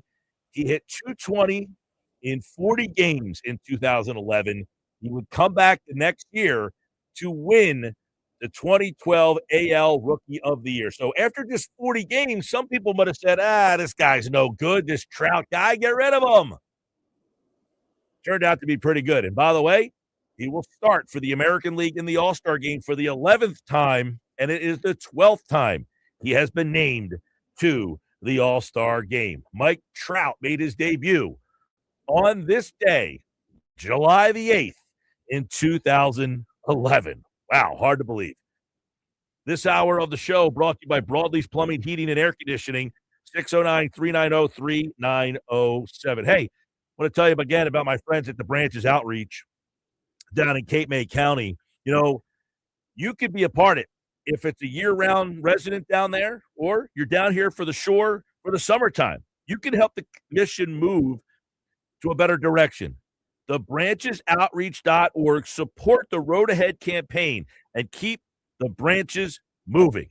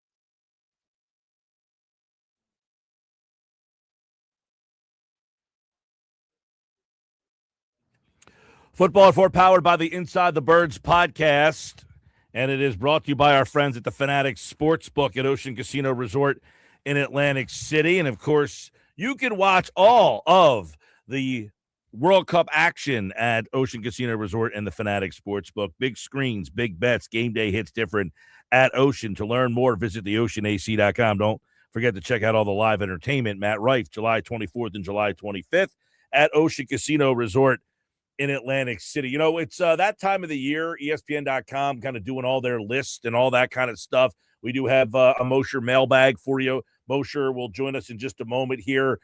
We certainly, are counting down here 20 days until the Eagles report to training camp, and they will start things off the 20 days from now. That will be on I believe that's a Tuesday that the Eagles will report. Wednesday will be the first day on the practice field. And I was just looking over, the first preseason game is August the 15th. They will play the Baltimore Ravens, and then they will play the New England Patriots and the Cincinnati Bengals in the month of August as they get ready for the 2026 season. And we were talking odds yesterday with Adam Kaplan over under the win totals. And I thought there was an interesting number that really it seems that sweet spot is about 10, Geoff Mosher. 9.5, 10.5. If you find like you're right in there, that seems like the sweet spot there. There's so many variables, and people keep sending questions in for these segments that they need answered to see if they can get 10.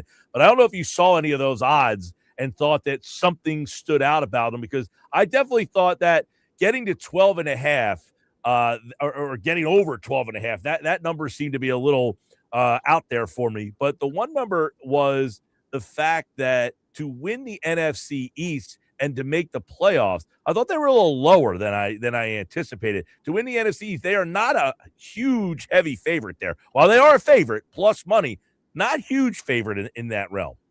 Yeah, I can understand that. I mean, first of all, the division's tougher. The Eagles have won it 2 years in a row, which is already, a historical feat, right? And I mean, and no one's won it 3 years in a row since they did it the same time they did 2 in a row. They win 3 in a row. So it's been 20 some odd years since that happened. Dallas has made a lot of improvements. I don't know that it's all going to click immediately for them.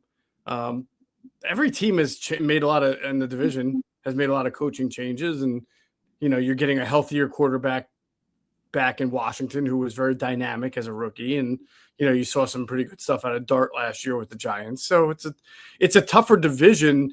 So like it's going to be harder to win it by 3 games or going away. Like the Eagles have done in past years. We have some interesting questions today, and obviously the offense is going to be a lot different, we think, this year. That is the main, I don't know, is that the main storyline for you going into camp? It's got to be, right? The new offense? 100%. Yeah. That and, what's the status of Jalen Carter, but yeah. Let's start with Mark and Sea Isle today. I think Mark brings up a question that is probably outside the box here a little bit. Mark and Sea Isle says, Mike, I'm fascinated about what Jeff Mosher said about Cole Payton. It seems like he's a Taysom Hill type of player, but do you think the coaching staff actually will utilize him in a role like that this year? It's going to be hard to sort of throw a guy in there when you're already acclimating to a new offense and you're trying to get everybody comfortable. But I think so. I think it depends on how fast everything gets picked up by everybody else. But he's going to be inactive for the most part from a number standpoint, especially if they're keeping 4 quarterbacks, and you can only keep a certain number active on game day. So I can't imagine he'd be active enough to even get him into the game. Yeah, like to say that you're going to put a package in for him, maybe if they moved Tanner McKee? Maybe, but I think it's still because you have the emergency quarterback thing. I don't know.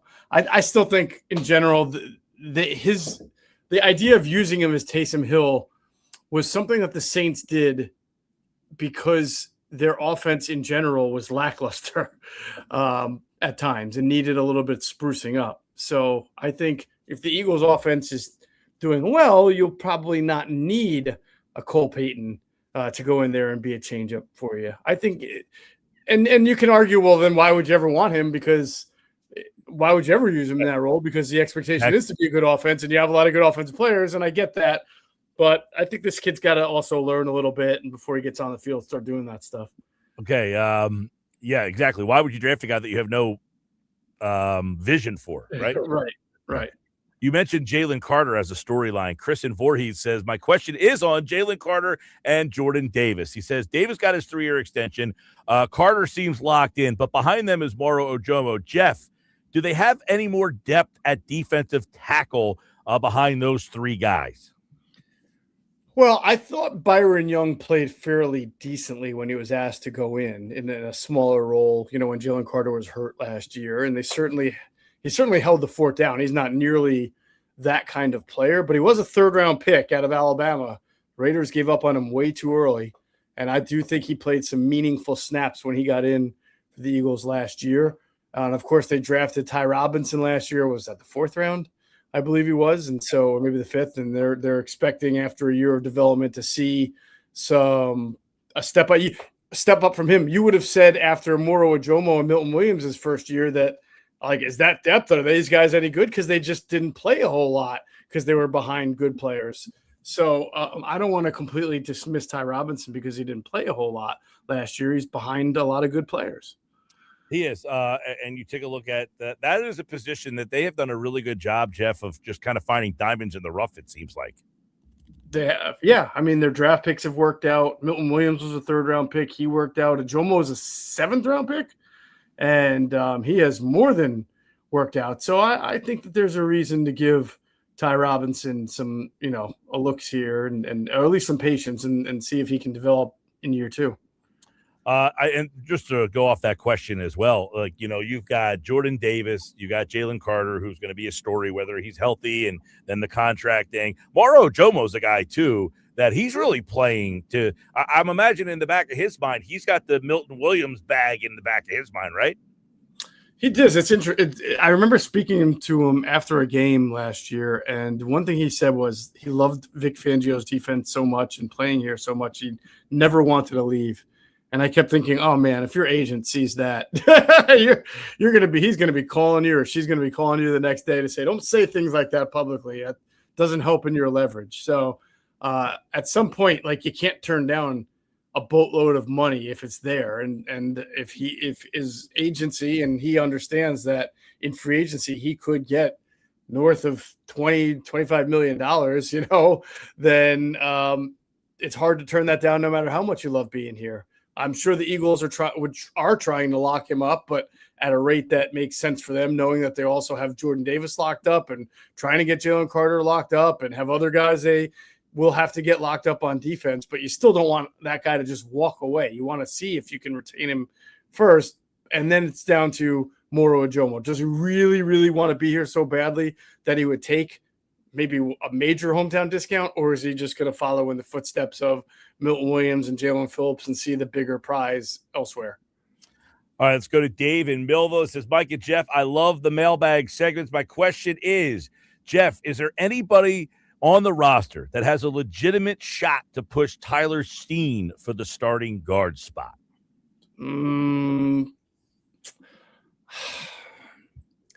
Let's keep an eye on Markel Bell and how they train him. And if they cross-train him at right guard a lot. In the OTAs, I think he started off at right tackle because Lane Johnson wasn't there. And then when Lane reported, they had him playing where did they have him on? Second team tackle, I think left tackle. I know they were working him out of guard a little bit, but if there's going to be somebody that pushes Steen out of the job, it would be Markel Bell, because he's built like a guard. He's very wide. He might be a little too tall. It was Jeff Stoutland who didn't mind big, tall guards. I don't know how Chris Cooper feels about a 6'6", 6'7" guard, 350-pound behemoth guard. Micah Morris from Georgia, the 6th-round pick, was a great athlete. He really fell to the 6th round because he only had 13 starts in college. But I don't know that they want to take away from the continuity that they have. Tyler Steen played fine last year. He may not be great, but he's not bad. And if you really felt that Markel Bell or Micah Morris was ready to be a starter from day one, then you would look to trade Tyler Steen before the end of camp. Steen, would you say he was, I don't know, was he even the weak link on that line last year that had so many injuries and problems? No, he was not the weak link on the line. I mean, the weak link was I clearly. feel like everybody thinks that he's the weak link, even though that he maybe been the steadiest guy. I think the problem with Tyler Steen is that everybody else on the line is a Pro Bowler, an All Pro, and that it took Steen a couple of years to become a starter. And then when he did, the offensive line kind of fell apart around him. And he's just not viewed as that guy who is Landon Dickerson or Jordan Mailata or Cam Jurgens, right? But he's not bad. He's not bad at all. It's like if you're not an all-star, you're not any good. Or if you're not a Pro Bowler, you stink. And Tyler Steen's not, on that level. All right. Plus, and also like playing right guard for the Eagles last year, whether it was Becton, whether it was Sayamalu, whether it was Brandon Brooks, it's always been a spot where there's been some big-time stud there. So, well, and you're right, because Becton the year before, it was almost like viewed that he was a major part of why that line clicked, right? And then he leaves, and it's like, well, he's not there. It must be you that were the problem. Exactly. Big shoes to fill. All right. Literally. To Frank and Deptford. Mike and Geoff, what's up, boys? We're good, Frank. He wants to know, Geoff, what is your thoughts on Cole Wisniewski? Do you see him as a surprise potential at camp? First of all, I'm loving that you were getting like mailbag. Deptford, we had one from Williamstown the other day. We got some from my neck of the woods. So you're welcome, Mike. Bringing people to my area to you. Two things, Geoff. One, if you didn't know, there's a lot of people down the shore in the summertime. That true. I've heard. Our signal does reach a lot of many of these areas. We do cover 8 South Jersey counties, so we do have people in that hood listening to us. I appreciate them listening in. If you're finding us, we do the Mosher mailbags in the summertime. During the slow time of football, you guys get your questions. I ask all the questions a lot of times. This is great not having to ask all the questions. I love it.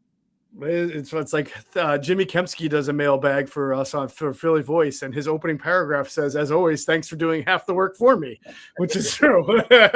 Usually good outside the box questions. They are.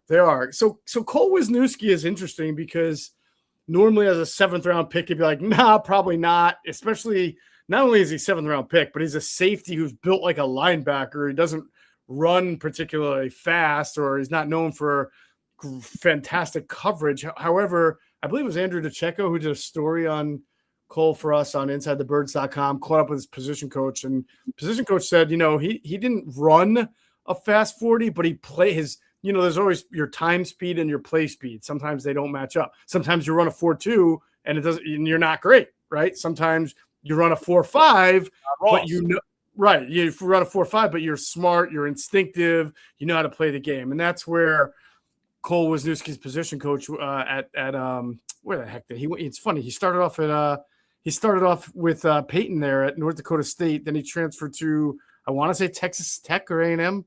I think Tech. Wisniewski? Yeah. Texas Tech. Right. So his position coach at Texas Tech is basically like, this guy moves a lot better than you think.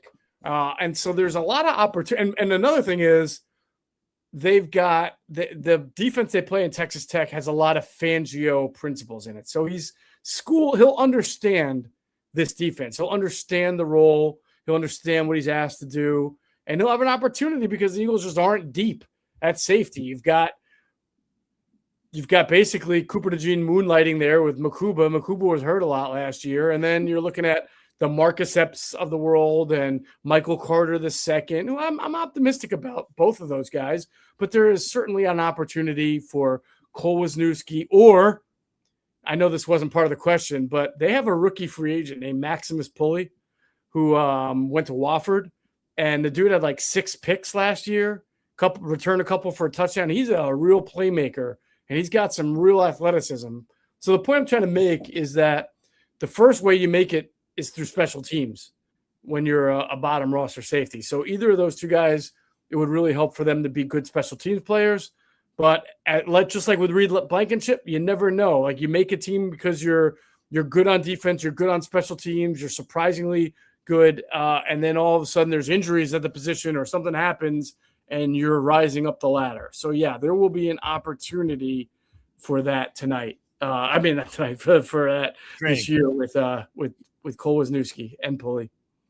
All right, Geoff Mosher, football for a couple more here. Rich and Vineland. Geoff, Vic Fangio doesn't like to blitz. Which edge rusher emerges as the leading sack guy? I think it'll be Jonathan Grenard. I mean, it could be J.Alex Hunt. Maybe it's Nolan Smith if he really gets on a heater. But, Grenard's going to probably play the most snaps at the position. He's got tremendous speed. He's going to see a lot of one-on-ones because if Jalen Carter is playing, he's going to command the double teams. They're going to move this They're going to move this defensive line a lot, I think. You're going to see some stunting, some like you said, he's not going to blitz, but you're going to see some creeper pressures, some sim pressures. And I just think that Grenard's going to be pretty driven based on how last year went with the shoulder injury and everything and having a down year. Pete and Medford. We'll answer one or two more here. Pete and Medford's up next. Somebody asked a question about Eli Stowers a couple of mailbags ago, but he mentioned him as a former college quarterback, the ability to run. Is he a guy that we're not talking enough about? It's tough only because I agree that being the quarterback could help him at the position the way it did for like Greg Ward, when Greg Ward would have really good, impressive camps for the Eagles, and he used to be a quarterback. But being a quarterback isn't going to help him in the area that he needs to refine to get on the field, which is blocking, right? That's you're a tight end. You're in a Shanahan style, McVay style offense. You're a tight end. You're going to have to block or else you can only get on the field as a flex tight end. And, that's telegraphic, and that limits you to then being in third downs or obvious passing situations. Is Johnny Munt a shoo-in to make the team? I don't think he's a shoo-in because I think you can probably get him on the practice squad. But to me, he's a shoo-in to be on the 90, the either the 53 or the practice squad. Is that night? I forget how much it adds up to these days, but whatever it is, the team, yes. The 53 man, no. All right. Geoff Mosher with us. Thanks to everybody for the mailbag questions. You can keep them coming. We have a couple more mailbags before the start of training camp here. So if you have Eagles questions for Geoff Mosher, we do the Mosher mailbags on Mondays and Wednesdays here. Andrew tomorrow starts our division previews for football at 4. We're going to look at the AFC East tomorrow, all 4 teams in the East. And then, of course, Adam's back on Friday's show. Now, before we get out of here, Mosher, you were texting up a storm with the soccer conversation yesterday. Do you want to state your case to our listeners? All right, so I think a lot of the points you made were really, really valid. I didn't have that much of an argument with what you were saying, except I just feel like that was a very low point moment for the USA Soccer. I think they just had a bad game. I thought they played better against better teams in the tournament. Your point on that is valid, but I would also ask this question. In soccer, you could lose a game 2-1 and it looks close. But that doesn't mean close. Right. No, they played as bad as any team could play in that. And it's certainly fair to say maybe that the moment got a little too big for them. That is absolutely fair. But I wonder, you were sort of going down this road like this is what we'll be, and that's okay, and we'll never be better because we don't worship. It's not our culture. And I would say, well, we've gotten better. And why can't, if I were to take your argument to basketball in Europe, you would never think a European team could have beaten one of our dream teams, but they did. Yeah, but I did talk about this a little bit, and it is a good point. My retort to that would be soccer may be number 1, but basketball is number 2. Here, soccer's not number 2. It's number 4, 5, 6, 7, 8, depending on what area of the country you live in. So basketball has closed the gap in other countries because it's the second sport in many of these countries. Here, soccer is still a distant 4th, 5th, 6th, 7th, somewhere down the line. Do you agree with that? Yeah, I would agree with that, but we're also an enormous country compared to like a Croatia or a Lithuania where it might be number 2, but you're still comparing a country of, a double digit, like 10 million to 12 million to one of ours. So I think we can be, if we continue to put more resources, which we tend to do, and work on it, I think we can be the occasional team that makes it to that, and has that upset. possibly occasional, right? Once every 20 years, we pop into the whatever. But that being said, the big difference too is, if you're a basketball player, there is a goal for many people that live in other countries to come to our country and live here. Yes. I don't know too many people who are born here and their goal is, I really want to go move to Bosnia, and that's where I want to go play professional sports. Like, I'm saying Bosnia because we played them, or Belgium. Those places are awesome to go visit, but it's not like a 6-year-old's dream to say, hey, I want to make it professionally, but to do so, I'm going to have to move to Europe. It's a tough sell for a parent. I suppose so, but I think if you look up and down that roster of the U.S. men's national team, whether it's Pulisic, whether it's Bolognian, they do play professionally in like good cities. I mean, in high like Premier League and other like of the top leagues. Yes, they do, but I would imagine their preference would be that the MLS was bigger than there, and they didn't have to do that. Is my point. Sure. I don't know that gets into the whole like. That is the Premier League. Like the Premier League, I know. I agree, but that's part of the drawback of if you are an elite player, you have to say to yourself, if I'm going to be elite at this sport, I'm going to have to go live in another country for 7, 8 to 10 to 12 years of my life.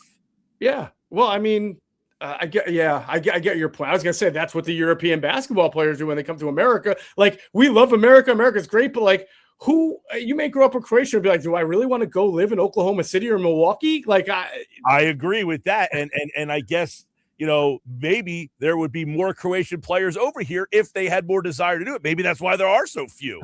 It's a good argument. Like I said, I agree with a lot of what you said. I just felt like that was more reflective of one of our worst moments than the fact that we have not bridged a bigger gap, so to speak. Yeah, I feel like in 1994, 1998, 2002, we're no closer.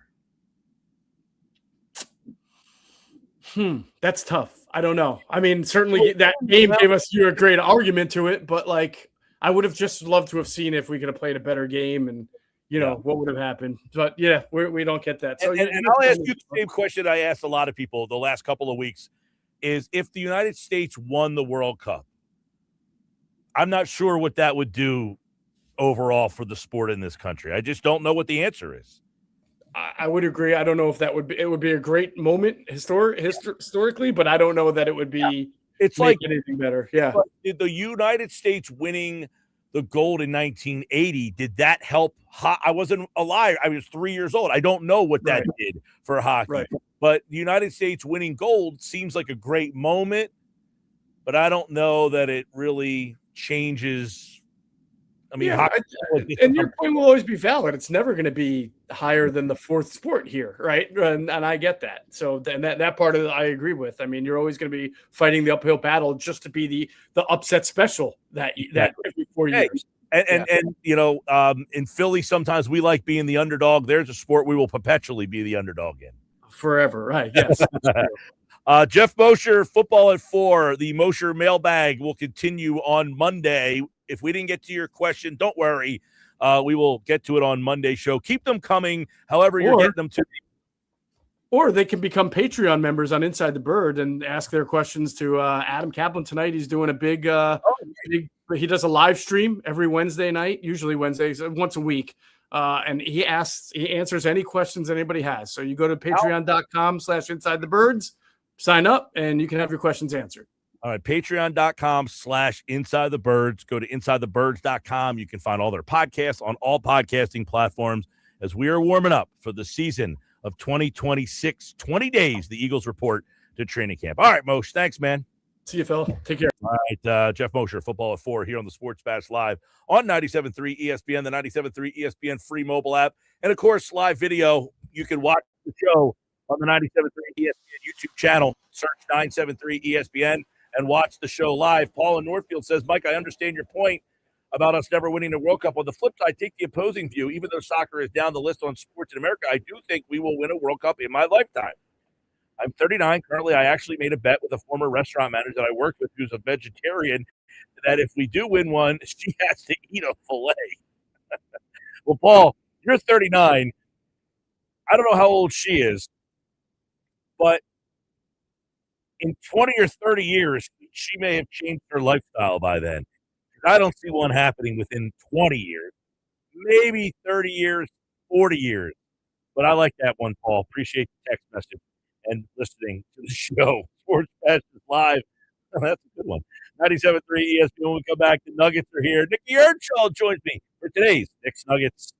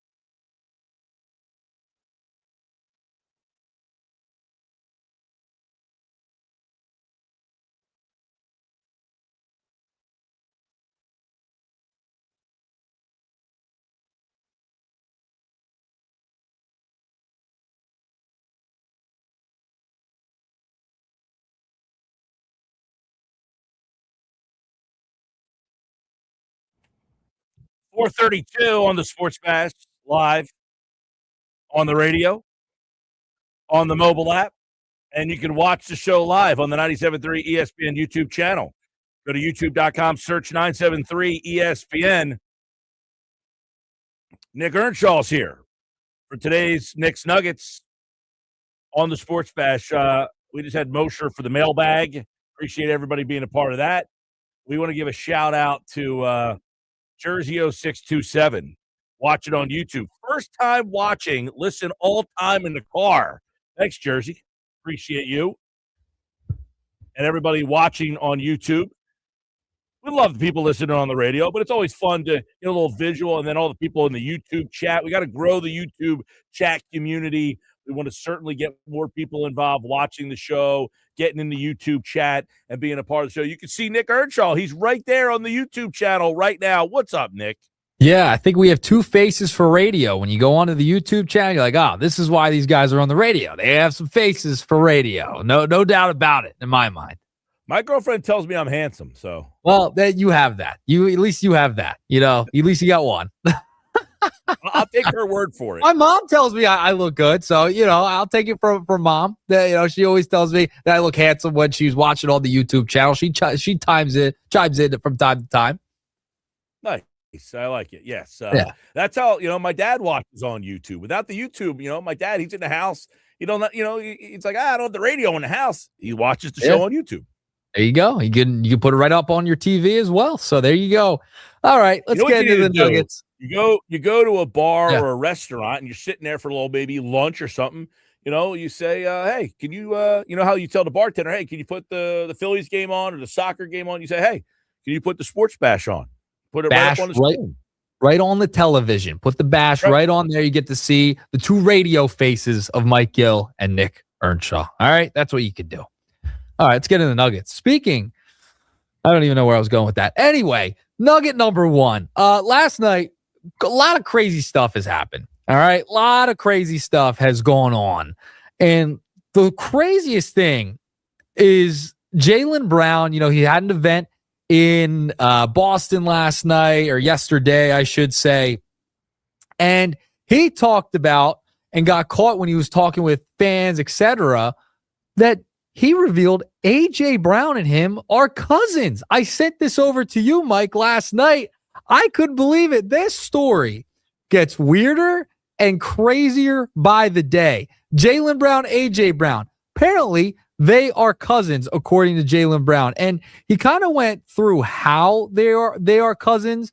All right, so right here, he said, my grandpa just told me that I didn't know that. He said his grandfather is brothers with his grandfather. And that's how they are cousins. And A.J. Brown responded on his Instagram story.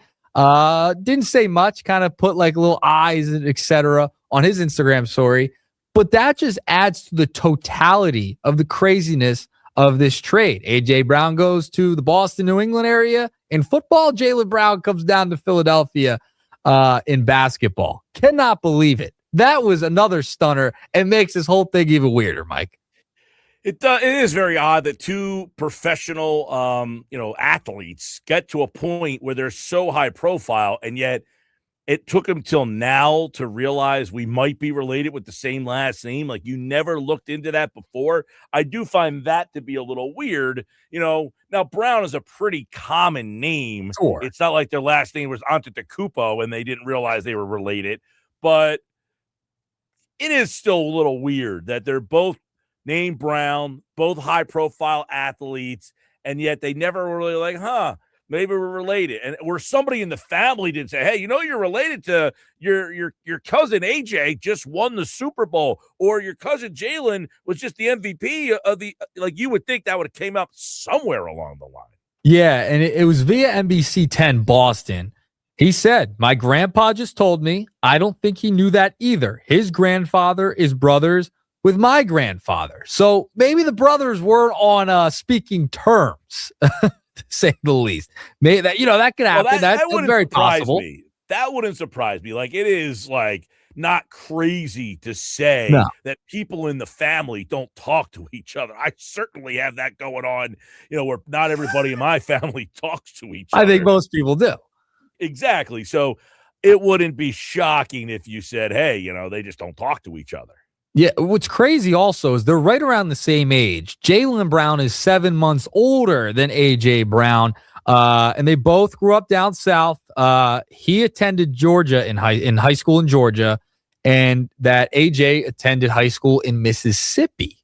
So, I mean, maybe the brothers were on speaking terms, maybe a beef in the family, and they kind of grew apart because if both the grandfathers were brothers, I mean, there's got to be some crossover at some point, maybe, unless, they really just went their separate ways and did not talk to each other. In fact, they found out now because they both got traded to opposite destinations from the same markets. Yeah, I thought it to be bizarre that they wouldn't have figured it out when one won a Super Bowl and the other one won a Finals MVP. Yeah, you would think like that would start to make its way through the family. Yeah, that is just crazy that at 30 years of age for both of them, right around that area, 29, that they find out, yeah, we're related. We're cousins. We've been cousins our whole life and didn't even know it. And you got a Super Bowl champ and an NBA Finals champion getting traded to opposite cities. Just it can't get more bizarre than that. You can't even write a better script than that. No, it definitely adds to the uniqueness of both of these stories just coming out of right field. The A.J. Brown one, we say it comes out of right field, but really last year you start to hear it. And we're like, yeah. And then the whole, you throw the Diana Rossini aspect of the whole thing in there. And then that starts to, make it take another turn. And then Jaylen Brown, I mean, he had an interview yesterday. He's like, I still can't wrap my brain around the fact that I got traded to Philadelphia. Like, I don't know what the hell that Boston was thinking. There's got to be a documentary or a movie, a Hollywood movie made about this whole thing going down, right? Like, especially with them being cousins, like there's got to be something there to make a movie out of that. Sure. The year and a half of the Brown cousins, a year in the life of the Brown cousins. Yeah. That's a movie. All right. Moving along. Nugget number 2. We are in the new era of media, the new era of sports, the new era of free agency.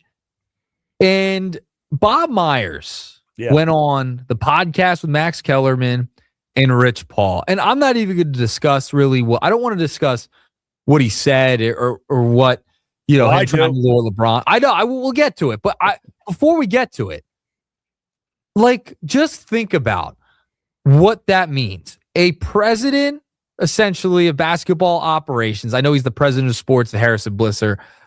The president and one of the top executives of a franchise trying to lure a superstar to their team, going on a podcast with the agent whose podcast it is. Just think about that and then go 10 years back, Mike. I mean, this is unprecedented. This is changing the way that teams are going to probably try and lure big-time free agents. I've never seen anything like this. Just nugget number 2, the whole entire process of trying to lure a superstar free agent by going on podcasts with agents and executives as the guest on an agent's podcast. We're living in a very, very new time. I mean, that's unprecedented, Mike. I don't think people realize how unprecedented that is. Well, in today's world, you're right. Nothing should surprise you, but this is at the top of the list of things that you're like, okay, I didn't think I'd see this happening. By the way, I don't know if you're aware. Do you remember on this day was the decision? Yes. Oh, yeah. On this day in 2010, LeBron James made the decision to go to Cleveland. Now, we played the decision clip earlier in the show. And in that decision, he said, the reason I chose here is because I think it gave me the best chance to win. So does he have the same mindset when he makes the decision this time? Is he looking for the best chance to win? Because Bob Myers said in the podcast, if he's making his pitch, his pitch is, this is the best place to win, Philadelphia. And my question is, you're right, this is unprecedented. that you have the biggest agent in that sport Mhm. talking to a world champion executive, and he's just saying, make your pitch right here. Just tell me what you would do. On a podcast. On a Live podcast. on a podcast. That is insane stuff. That Insane. like you couldn't even fathom 5 years ago, let alone 10. 5 years ago, you couldn't even fathom that. That they're opening their dialogue on a podcast in front of the world Crazy. to lure the biggest basketball name since Michael Jordan. And he's just there, shooting the breeze. Like, if you want to come here and win. Now, I thought what was pretty impactful is that if you listen to the decision back in 2010, LeBron said, I chose there because I thought it gave me the best chance to win. Sure. Okay. Does that hold true today? Because Myers' pitch was come to where the best chance to win is. Now, the other part of this I find to be interesting is that it has been reported that LeBron will not meet with the teams. It will be Rich Paul who will meet, and then he will go back to LeBron. A big factor in this that I don't think anybody really even took into consideration is that Bob Myers and Rich Paul are obviously amigos at a high level here. Like, you're my friend, he said. We're friends. So, in other words, Bob Myers has now, of course, they all have the direct line, but at what level? At what level does Bob Myers have a direct line that Rich Paul says, hey, listen, trust my friend Bob Myers. That's the place we want to go to end and try to win 4 championships with 4 different teams. Yeah. That's the story. That's the story. And it's unprecedented to have an executive so openly on a platform like that say, hey, we want this player. Like that is crazy town. Like just a couple of years ago. But that's the world we live in now. And I'm glad you're seeing the Sixers brass recognize it. I'm glad it's on the Sixers side because Daryl Morey, I mean, that guy, who knows what he would have done. It'd probably be Paul George and Joel Embiid, run it back. We sign a couple of guys to add to the bottom part of the roster and call it a day. You're seeing a total change in the strategy of the Philadelphia 76ers front office and a complete different style of leadership. And seeing Bob Myers go on that podcast, just his presence there alone tells me the Sixers are in on it because you know that the agent right there in Rich Paul invited him on. Well, you know that happened. They did say earlier today that the Denver Nuggets have been crossed off the list. They are Yep. out. And the fact that also Rich Paul is Tyrese Maxey's agent. Do you remember, was it last year or 2 years ago when he signed the extension? I think it was when he signed the extension when they came out with that video and they did that whole display for Tyrese Maxey and they had walked through the years of Tyrese Maxey and Rich Paul's going, this is magnificent. Do you remember when they did that for Tyrese Maxey? So Rich Paul, the fact that he has another clutch client on the roster of this team is a great pitch. And he talked about that on the previous podcast that him and Max Kellerman did. So that's a big draw in Tyrese being there. He also mentioned, Rich Paul did, is that they have a former player in the front office in Jameer Nelson.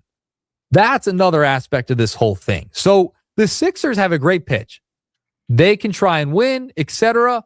However, what does LeBron think? Is it a different mindset at 40 plus years of age than I want to win a title, or do I want to get one more before I go out, or do I just want to enjoy my last couple years and ride off into the sunset with my hometown team? That could be it. Because you know what he's been doing? Posting golf Instagram stories on the golf course. I'm gonna just assume this about LeBron, okay? And I don't know. Maybe this is why if you listen to a debate about Jordan or LeBron, you got one side that's heavy on Michael, is because my argument for Michael has always been the competitiveness, the will to want to win. It's just way above everybody else. Sure. I think LeBron is the more physical specimen, and that if you want to talk about just physical, physicality, skill, and all that, LeBron is probably the most skilled physical beast of all time, where Michael is the most competitive, graceful, all of that.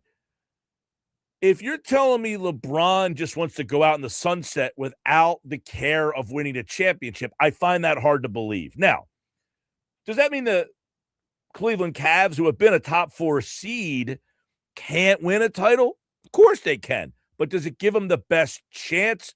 I don't think so.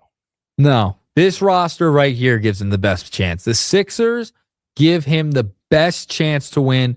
It's so clear. 2 young guards, and Maxey plays better off the ball.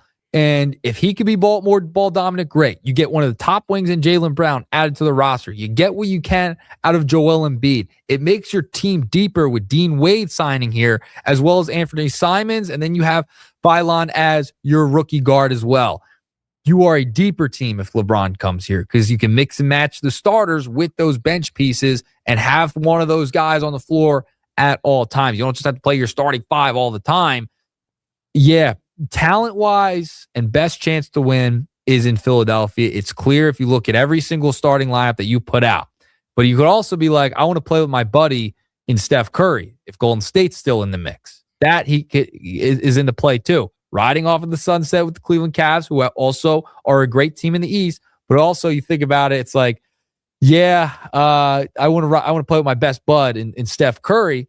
But then Miami, if they're still in the mix, because it seems like they reportedly are too, they got the golf courses. You know, he can play golf whenever he wants. He's a big golfer now. And Rich Paul has talked about that. Yeah, Just say. Plenty of great golf in this area. Year round golf in Miami.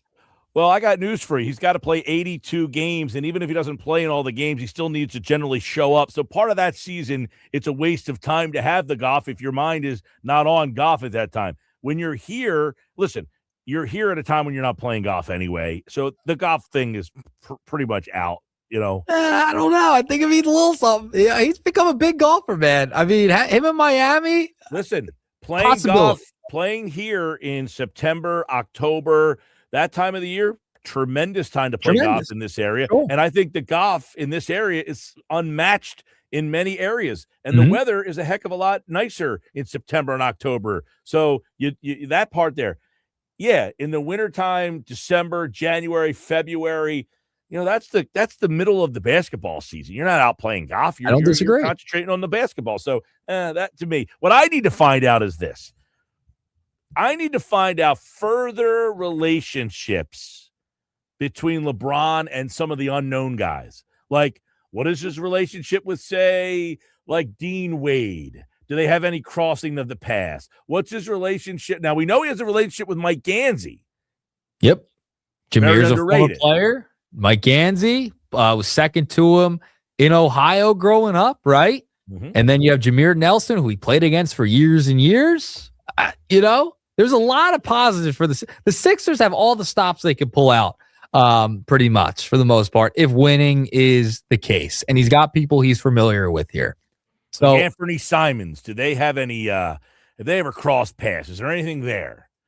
I'm sure VJ, he'd be excited to play with VJ.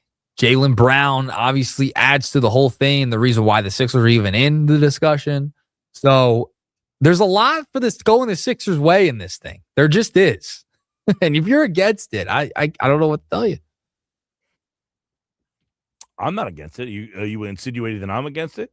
No, I'm insinuating the guy I do the weekend show with, who I'll be with tomorrow, is against getting LeBron. He's like, I don't know, Schweimer. You're gonna be at the Blitz's Market thing tomorrow. I'm gonna try and pop out tomorrow. I'm gonna do my best. Oh, wow. How about that? The Chief, Craig Berube, signing autographs over there from 11 to noon tomorrow. Yep. And then you and I, we got you, me, Pete G, Tall Vince on Pig Dog on Friday. That's a big day. That's a huge. I'm surprised. I'm excited about that. I'm surprised that your top nugget right out of the gates was not that Bryce Harper sitting leadoff tonight. I know. I went full basketball today. That would have been my third one, but we ran out of time. We ran out of time today. I mean, Bryce Harper hitting leadoff today has got to be unreal. The top nugget of the day. I knew you were going to talk about it when you throughout the program. So I was like, let me go a different direction. Evil Empire 446 is watching on YouTube. He says, Mike, you got nice hair. I got nicer hair than Nuggets, and I'm almost 50. I think I like my hair. Good. Look at that, man. Look good today. Yeah. If everybody's watching, who's got the better hairdo? Me or Nuggets? Look at this. Look at that. All right. See you. See you tomorrow. More Nuggets tomorrow on the Sports Bash Live 97.3 ESPN. Coming up next, Dave Gallagher joins me. It's the best baseball talk on the radio with former Philly 9-year Major League Baseball veteran Dave Gallagher. Next on the Sports Bash.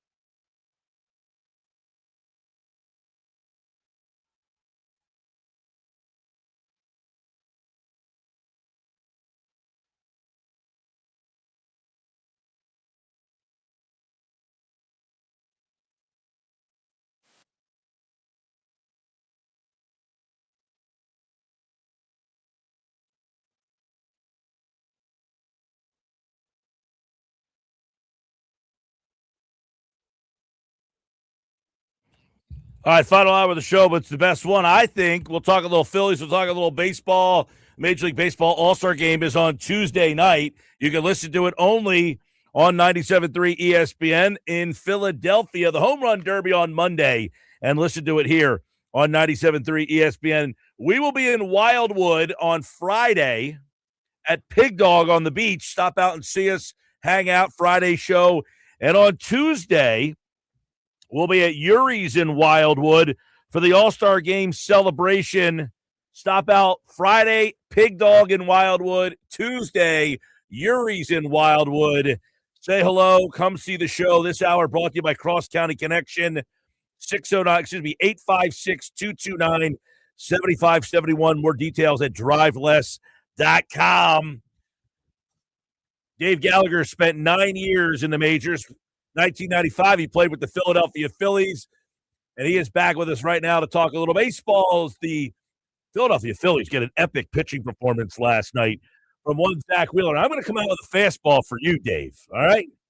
Let's start off with a fastball. You get one guy, game 7. You going with Wheeler or you going with Sanchez? Who you got? Well, I'm going to go with Wheeler, but before the game, I'm going to tell him that they've already chosen the All-Star team for next year. He can't be on. Because he used that for motivation, man. That was the best I've seen him throw ever. Well, he admitted it that, yes, that he was not happy with the whole situation. And I'm sure you've played with guys who feel like they've gotten stumped. And we often wonder, like, what does that mean? Like, do the guys care? You know, is it a day off that they don't really care if they have to travel for it? Other guys might say, no. It seems, Dave, that he feels that being announced to the All-Star game puts him on a pedestal as one of the best, and that he feels he has not been recognized as one of the best. I think he's right. Look, there are some guys that are very blatant and open about their ego, and some that are not. But you almost have to have an ego. You have to care. He cares. He cares what his peers think of him. And I'd be honest. I am surprised that he's not on. But I do think that there's actually a rule that has to do with protecting the pitcher's arm. Yeah, if he pitches on Sunday, any of the pitchers pitches, that means Mizorowski can't pitch, Skeens can't pitch, Ohtani can't pitch, Wheeler can't pitch. Mm-hmm. So I guess, it's good that they're protecting the arm. That might have been bargained by the Players Association and Major League Baseball. It may have been bargained into the collective bargaining agreement.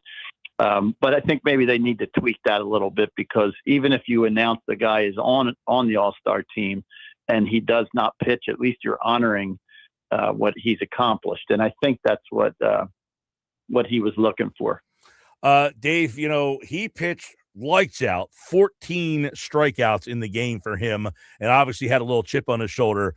Take us through what you saw from Christopher Sanchez, though. I know it's easy if we ask this question on Wednesday after Wheeler goes for 14 strikeouts and Sanchez gets roughed up in the first inning on Monday. It's a tale of two different starts there. We saw Wheeler dominate, and Sanchez has been struggling on the road. What are you seeing there? Well, word spreads fast. If I think there's one of two things that happened, and he knows it. I saw him in the post-game interview where he talked about he was surprised that his best pitch, his changeup, I don't know if that's his best pitch, but it's a damn good one. It may be the best in Major League Baseball, but he was surprised that it got hammered.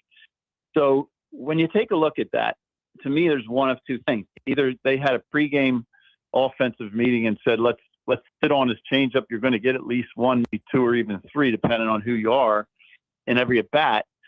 Sit on it. But sitting on a changeup, sitting on any pitch is not easy, right? Because it's more than just getting the pitch right. You got to get location right. If it's a fastball, you got to get started early. If it's a changeup, you got to time the amount of time you wait before you get your timing started. It's not easy. But the other possibility, and this is what I'd be doing if I was Sanchez and the pitching coach, I'd take a good look at their takes as well as the swings on those changeups and see if they're balanced. And I don't just mean one or two guys. If collectively they're balanced on changeups that miss, then they may have picked something up. And that happens. it happens, and that's how you would tell. And it's funny how if one team sees something, there are certain guys that are really good at it. Eduardo Perez, who's on ESPN now, his dad passed it on to him. Tony Perez, apparently. I played with Eduardo on the Angels. I think I've played with everybody at least once. But I remember him, like, he could look at a pitcher and he said, well, he's flaring his glove when he's throwing a split, which makes sense. They got to put a finger on each side of the ball so they open up the glove. And that's what you see as the hitter is the glove spreads out. But they'll find different. When he comes to his belt, he's throwing a curveball and he goes a little higher. I think Randy Johnson was doing that for a while. Like his hands would set higher when he was throwing a fastball and lower when he was throwing a breaking ball. That's a pretty good thing to know. And then a guy like me is traveling around. You got friends on every team. You might pick up the phone and you tell another guy and another guy. So it has to be found out and fixed. And that can get in a pitcher's head. So, and the bottom line is there's one way to fix it. If a guy's sitting on a changeup, you throw hard inside. Hard, I mean in. And Sanchez does that well. Yeah. In off the plate, hard. Break a couple of bats, and it'll be really hard for a hitter to sit back. So I think it's one of those two. Either they had a great game plan and were able to pull it off collectively as a team to sit and wait, sit on a changeup, or maybe they're recognizing that he's tipping it. But I do think he'll come back. And just a moment on Zack. Going back to last week when they had that game, I'm pretty sure it was in Philly and it was so hot against Skeens. And I was watching that game. Both pitchers struggled. Skeens struggled mightily with his command. And then his velocity was down. And I'm sitting there with my mother-in-law watching this game, and I'm thinking, I said, hey, Mom, because she don't know anything about the game. So I try to tell her. I said, watch every pitch what Skeens is doing. He's wiping his hand. He's got so much sweat dripping down his hand. He's wiping it on the right side of his thigh, trying to get his hand dry. He's using the rosin, on the back of his hand, on his wrist. It's bothering him. And Wheeler was doing the same, but not as much. So I'm thinking, okay, well, of course his velocity is going to be down, Skeens, because if your ball's slipping out of your fingers and you really can't command where it's going, you're going to take something off to try to hit your spot. So anyway, I'm throwing that out as a struggle for Wheeler because both of those pitchers there's two at the top in the game. They both struggled that day, and neither one of them is an excuse maker. They're not built like that. Yeah. They're not going in and saying, hey, my hand was sweaty. No, neither one of them is going to do that. They're just going to fight through it. It is what it is. But yeah. And I'll give you one more weird one. This is why I watch these games and I feel like I see these things. So last night I'm watching Wheeler, and from the windup, not from the stretch, he loads his foot over on the left side of the rubber toward first base. So when he puts his foot in front of the rubber, it's barely, like I would say, from the bottom of his toes to the top of his toes is all that's in front of the mound. But then just before he lifts his leg, he does this other gathering move with that back foot, and he slides it a good 2 or 3 inches off the rubber, to the side. Houston Street used to do that with Oakland. If you can remember him, he was their closer. Pretty good Definitely remember him. Do you remember that swing back he had? Like he'd throw a two-seamer and it would come back a lot, kind of similar to Wheeler's two-seamer. So Houston Street used to do it. He was doing it in the playoffs, and I'm thinking, why are they not saying anything? Because that'll get in a pitcher's head if you make him stay, in a certain spot. But think of why that would be advantageous if you can run that two-seamer away from a left-handed hitter or into the back end, that backdoor sinker coming in, catching the outside corner from that angle. That's pretty good. Next time you're watching Wheeler, Mike, just check that out. And you're going to go, that's what Dave was talking about. It's just really, I don't know why I noticed those things, but phenomenal game. It would be, it's funny. As you're talking about, I'm watching the game and I'm talking to my mother-in-law and I was like, so as you're watching these games, I see many times that you post stuff on the social media, and one of them was about the bullpen. And Bolin gets out of an inning. Kerkering struggles. We talked about yesterday on the show about the ranking, the confidence you have in some of these guys. And after Duran, I don't even know who would be number 2 on your list. Do you have a number 2 guy that you trust the most in this bullpen? Well, right now it's Kerkering. But then, see, here's the weird. How about this for a weird thought? Another one.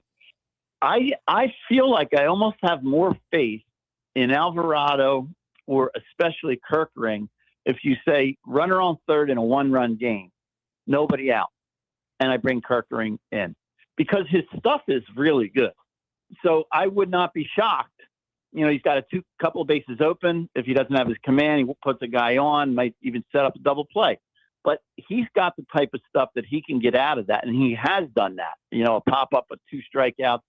But a clean inning, for whatever reason, with a lead, I get nervous watching him. Pitching coaches always have more patience for whatever reason, probably because they did it. They want to be, you know, kind of let me work through this. I was never a pitcher, so I don't have the patience. I didn't as a head coach at college. You know, ball 1, ball 2 with some guys, you think, oh no, here we go. Greg Maddux could go to ball 3, which he rarely did, and I still feel confident in him. You know, like you earn that.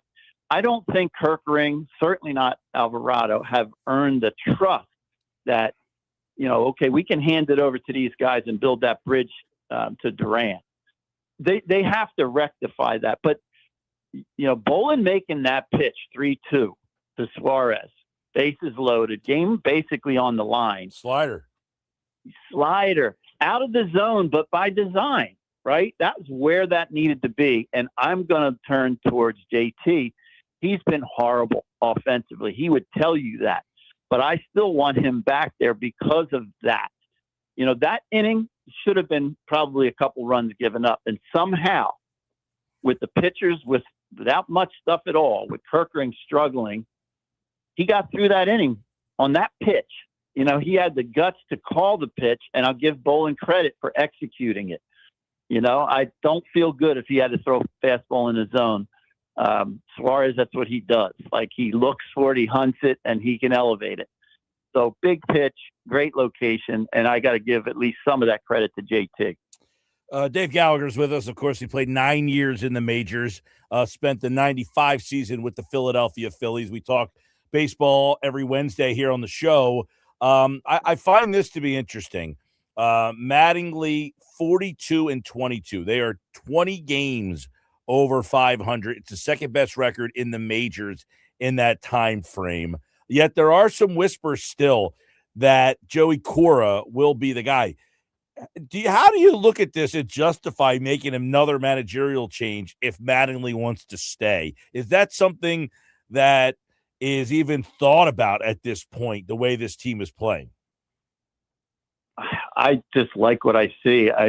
And look, the tent can be folded up. I feel, and I know I've said this before on your show, I feel like the players and the staff have done what they needed to do to warrant getting some help. And I gotta believe Dombrowski's trying, you know, but I know there's also a part of this game where some teams don't even know if they want to move a guy or they can still hang on for the wild card. So you don't want to make a deal too quick when something else may become available. But the team and the staff and the fans deserve a move. And here's what we got to watch. Like, Miami's sneaking up. You know, I think they're one game behind you. Yes, one game out. So I remember being on the Phillies in 95, and Montreal came out of nowhere. They were a few games back, but it was kind of like, you know, they're going to push ahead. Like, we knew it. The players, it was a great team the Expos had, but they were coming with so much momentum. So, you know, the Braves are worrying about the Phillies. Phillies are worrying about the Braves. Miami doesn't care what you think. You know, they're going to try to come in the side door. So my point is, every game now, every game from here on out, every win is going to be a big win. Mm-hmm. And every loss, a big loss. How about this one, Mike? I always like to throw these to you. This is one I haven't heard at all. It's just a wrinkle, right? If you can't get a Buxton, I know his hip is bothering him now, but let's say you can't get him. He's still my number one guy. Would you consider Yeah. Would you consider trading Crawford for Willie Adames? Oh, man. Crawford, I mean, I don't know what. The caveat is this, though, Mike. The caveat is this.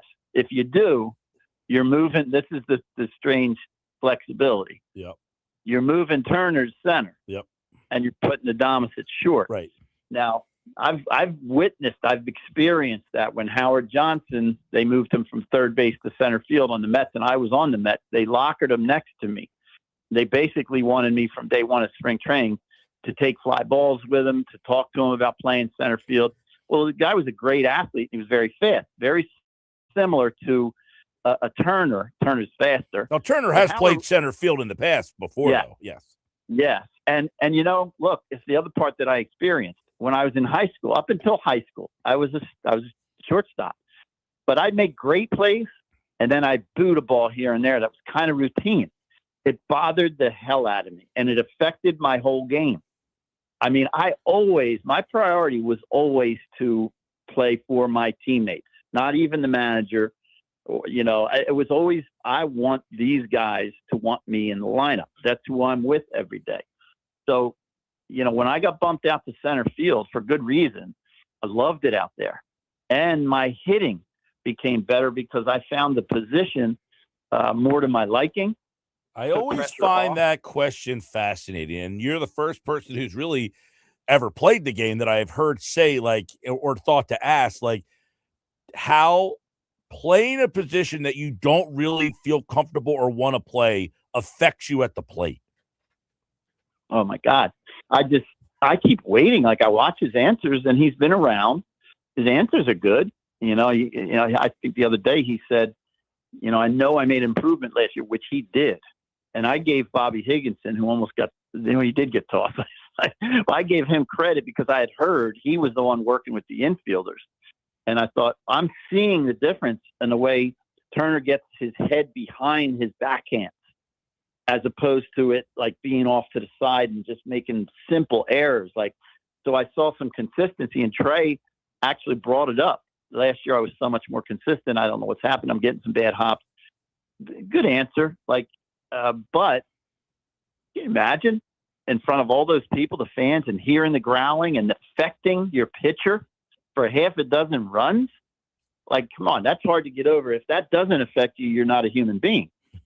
So, it might be something to at least consider. I'm not big on changing a guy's position in the middle of the year before he's had a lot of time to go out and just take fly balls live off the bat and get comfortable. Right. But to your point, he's played it before. He has, yes. And if you're going to do it now where there's a little bit of time so he can make some mistakes on his routes, or whatever now before you get to the playoffs. My question for you would be, why Adames? What stands out? Because he has a very sizable 7 more years, very similar to Turner, and 7 years left on his deal.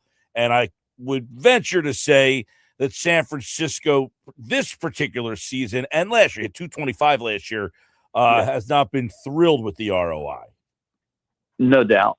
He's had a rough year again. I agree with you. But what he does bring is some consistency at short and right-handed power. And to be honest with you, I did not know that was his contract, so that might nix the deal right there. 7 more seasons. He signed through 2031, so 5 more years, and he makes, whatever. He signed for $182 million with his deal. So he does have about 5. Here it is right here. So he's got 1, 2, 3, 4, 5 at $31 million per. How's he going to get by on that with the price of gas? Yeah. Well, he's in San Francisco. It's a little. It's like $8 a gallon out there, probably. Yeah, that's right. But he will be 35 years old. I mean, yeah, it's not our money. The right-handed power part of it, that certainly is attractive. I'm interested to see too, because when Turner got traded to the Dodgers, he went and played second base for them during that run. And the problem is, you have such a good second baseman with Stott. You probably don't want to move him off that position, and then you're moved because you could move Stott to third, Bohm to first, and then put Harper back in the outfield. But you've played with many of star players. If you said to Bryce Harper, "Hey, you're going back to right field," how do you think he handles that? I think he would do whatever the team needs within reason. But Bryce Harper, actually, he reminds me of Buxton in the way they play. They play like football players. If you remember, I think that's part of the reason that they moved Bryce into first base because they'll crash in the walls. They're diving for balls. They play the game very physically. Like Kirk Gibson, you used to be able to hear him running. A football player from Michigan, I believe. He was so darn strong and physical. So Buxton's always banging in the walls and diving for balls in the outfield. I think they would refrain from doing that. I understand that gives them flexibility in a trade. Another guy that if you're considering bumping Turner out to center to help the team overall for defense, and I've heard this guy, Pena from Houston, shortstop, got a little bit of pop, but again, you solidify the consistency of your defense in the infield. And, he's a little bit flexible where he can hit in the lineup, and he's right-handed. It's amazing to watch what teams are doing to the Phillies. Yeah. If, the openers are left-handed. See the lineup today by the Phillies, by the way? I actually heard you say it on the radio earlier today. Crazy. And, wow. Yeah. They got Harper. Now, what is your thoughts on Harper as a leadoff hitter? This new philosophy of getting your best hitter in the leadoff spot so that he gets the most at bats. Does that jive with you? Do you say, yeah, you should be hitting Harper? There's a lot of analytical guys out there who do subscribe to getting your best hitter leading off so that he gets the most at bats. Yeah, I've heard that and I've seen that. And in some circumstances, I could see it working. Here, it doesn't bother me a whole lot because you'd hope that he's going to get some better pitches to hit. And do you really want to walk Harper with Schwarber coming up next? You know what I mean? Like you're setting yourself up for the possibility of a very big inning. So that might be the thought process behind it, that Harper might get some better pitches to hit, maybe some more fastballs. We'll see. I think it's a temporary move. It might be too late in the season to experiment. But, I feel like each game that goes by, the needs seem to be tweaked a little bit. Like, is that platoon of Hill and Rincones, right? Is that going to work out? Maybe. Like, Rincones is finally settling in and relaxing to be himself. I don't know if you heard me earlier say this as well. Mike Trout made his debut on this day in 2011. He played 40 games that year, and he hit .220. And you would say, after, so many people would say, well, this Rincones, he can't play. Get him out of there. Mike Trout played 40 games and hit .220. If you surmised after 40 games that he can't play, you'd look like a jackass.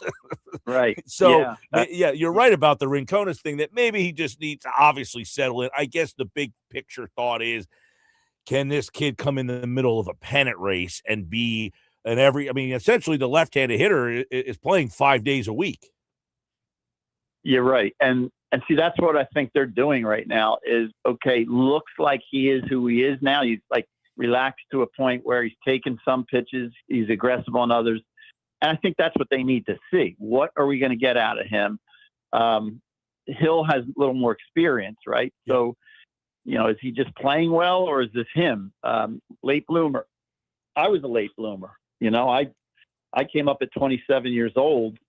I had some good years in the minor leagues, but didn't break through until I was 27, and stunk. You've heard me say that when I first came up. A year later, it was kind of like I was a major league veteran. I got called up and hit over 300. Got off to a great start the following year. Right. So it's it does count for a lot once you settle in and relax. I think I told you Darrell Evans said that to me. He was a veteran when I was coming up. I got a base hit in Detroit, round first base, come back to the bag, and he said, "How are you doing?" And I said, "Not very good." and then he said to me, he goes, "Listen, once you go through the league one time and you learn the pitchers, it'll get a little bit easier on you, you'll be fine. That meant so much to me to hear. This is an opponent, but a guy who I think he ended up with 22 years in the big leagues, for him to say that to me, it calmed me, like I'm not alone in this. Guys struggle when they first come up. Right. And you don't know you don't know the pitchers. I don't know what his out pitch is. Does he have sink on his fastball? Like, I'm paying attention, but and by the way, that can change from appearance to appearance based on how that pitcher's feeling today. Absolutely. You know what I mean? I mean, one day the guy has a nasty changeup, and then the next day, man, I just don't have the same feel on that pitch, and I got to scrap that thing. Yeah, well, when I was a hitting coach for the Trenton Thunder, the time they were Boston's Double-A, I'd always go up in the clubhouse and watch the first inning on the television. And when we were up, I wanted to see, because I had the view from the center field camera, I wanted to see what his pitches were doing. His fastball, does it have sink? Does it have run? Is his four-seamer, does it have life like Zach up in the zone? Does it have carry and life? And then I would go back out and report it to everybody on our team. Like, it's really important to see the pitcher. And the Phillies do a pretty good job of that, communicating, coming back from at bats. I've noticed that. Like, they do a lot of talking amongst each other, which is good. Last question I have for you for today. Dave Gallagher, 9 years in the majors. Last night, it's 3-0. Schwarber's up. Was there any doubt in your mind that if he got a cookie, that he was delivering it into the jar? I'm so glad that he did. Did you hear Jeff Brantley's call on that? I did not. So Brantley does the play-by-play for the Reds radio, and he says, if it's a 3-0 pitch and it's over, he's swinging, and the pitch comes, and he goes, boom. One word over the fence. He knew it. He said, you can't throw the guy a pitch over the belt right at the, oh, man, it was so epically done. But was there any doubt in your mind he was swinging 3-0 there? Well, no doubt in my mind that he had the green light. But I don't know how many times he has swung 3-0 this year. I don't know. On that pitch there, I might have swung. Oh, yeah. I know what you mean. You know what? Some guys are really good at it, and some are not. Like, it's a mentality. And most times it's going to be a guy that's got some pop, like Schwarber. And that's also now Andres Galarraga got a reputation because he attacked 3-0 pitches and did so much damage it got around the league, and they started throwing him sliders 3-0. But that's not the worst thing, right? So if Kyle swings over top of a slider because he was looking fastball and he misses it, hopefully, right, he's still up with a 3-1 count. And that's telling him I'm afraid to come into you right here. So he may end up at first base anyway. I think we'd all say, hey, if it's there, take a shot, because he could pull a ball in the outside corner. He could pull it with power. Like, he's so strong all over the ballpark. That thing was out in a half a second. That was a missile. It really was. Dave Gallagher, everybody, at Dave Gallagher 22. Follow him. And, of course, listen to him right here with us on the Sports Bash Live, 97.3 ESPN. Dave, always a pleasure, man. All right, Mike. I'll see you next time. All right, Dave Gallagher, everybody. Make sure you listen in every Wednesday at this time on the Sports Bash Live as Dave joins us here to talk a little baseball, and you get to hear kind of perspective of the guy. It's really cool. He played 9 years in the league, but he played with so many different organizations with so many different players. So you get, I did it here, and we did it this way. We did it there, and we do it that way. And just such a really good insight that I hope you guys are enjoying as we add that to the show for this baseball season here on the Sports Bash. If you like it, let us know on the White Horse RV text board, 609-403-0973. I'm Mike Hill. This is the Sports Bash Live on 97.3 ESPN.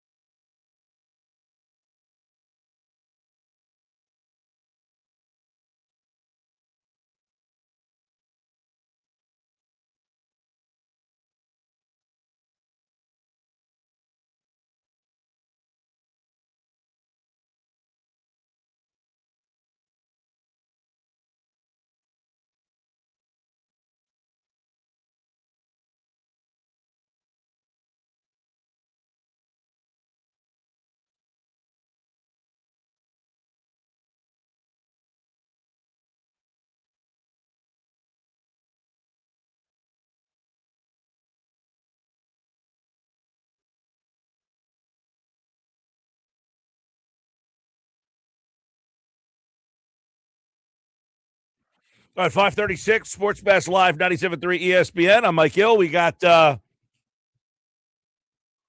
Bills tonight taking on the Reds. What else is going on? It's that time of the year where there's just like, no other live local sports happening. You got the World Cup. I think there's no games in the World Cup tonight. I think the World Cup is off tonight.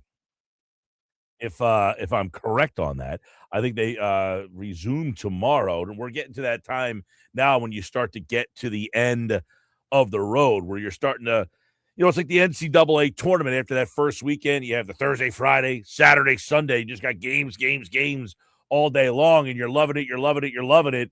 And then boom, you start to crash on Monday when there's nothing. Tuesday, there's nothing. Thursday, Wednesday, there's nothing. And then Thursday, everything comes back. I don't think there's any World Cup games today. I think they are off until tomorrow. So tomorrow night, you'll have it's actually tomorrow afternoon. France and Morocco is at 4:00 in the afternoon. Friday, Spain and Belgium. That's a 3:00 start. You know what I do like about this is they're not saying, hey, we got to put these games in prime time. We're putting them when we want to put them. 4:00 in the afternoon, you're getting the game. 3:00 on Friday. Like, you're telling me they don't think if they put that on in prime time that they could get better? Like, that game would have been the United States, the Friday game at 3:00. They would have played at 3:00 on Friday. You don't think that Fox would rather have a game in prime time with the United States playing if they would have played? That game was set for 3:00 no matter what. Saturday, there's two games. One's at 5:00 on Saturday. It's a weird time. 5:00 Saturday. It's like kind of like maybe you're on the beach. You're coming off the beach. That's like the time where you're like showering and getting ready for the night. So 5:00 now, you got to like decide, like, am I coming off the beach early, get myself, rested, washed, and ready to go? You going out to watch that game? Because then there's another game at 9:00 that night. Argentina plays Switzerland at 9:00. And then on Tuesday, it's the quarterfinal game is Tuesday at 3:00 in the afternoon. And Wednesday at 3:00 in the afternoon. They are the different times for the games. And then after that, you will have Sunday at 3, and the championship game, I believe the championship game is, let's see, I think that is on Sunday at 3:00. So the championship game Sunday at 3:00. So, one of the things that they have going for them is the fact that they're just putting games on in the middle of the afternoon. And nobody seems to have a problem with it, which I think is great. I love the fact that they're just, playing games whenever. They don't care about the, it's got to be prime. I think that many of the other sports I've often said that the NBA, particularly the NBA, should pick a day, like a Wednesday, that every Wednesday there's day games on all day long. And oddly, I've had people like push back to me on social media as if like, well, no, people work. And I'm like, dude, people work and find ways to watch these soccer games. People work and find ways to watch, like, if you put a game on at noon and 3 and just had like a Wednesday every day, it would start to catch on. It would grow and build. And you have like, whenever there's live sports on in the middle of the afternoon, it just always seems to be something that people kind of want to get into. That is the one thing I think about this World Cup that has stand out. I said, because the other day I said there's no games tonight. It kind of feels weird just to not have have a game tonight. I never thought that I would be saying that about a soccer event or anything, but it does feel kind of weird. Like, you're like, man, that game yesterday, Argentina, it's a historic moment, if you will. By the way, did you know that the goal scored for Argentina that helped them overcome the 2-0, they're down 2-0. That the goal that was scored was the 3,000th goal in World Cup history. How about that? Enzo Fernandez has the late game-winning goal, and it helps Argentina move on in a match where, it dominated but could not score all game long, and then they come all the way back from 2-0 down. They become the first team to win a World Cup knockout game in a match when they were trailing by 2 goals with 15 minutes left. Never happened before. That happened yesterday. That's going to go down as one of the great endings in World Cup history. It's the 9th time that a team in the knockout stage in the World Cup, after trailing by multiple goals, they had its longest, they were plus 3,000, the longest shot of any team ever to win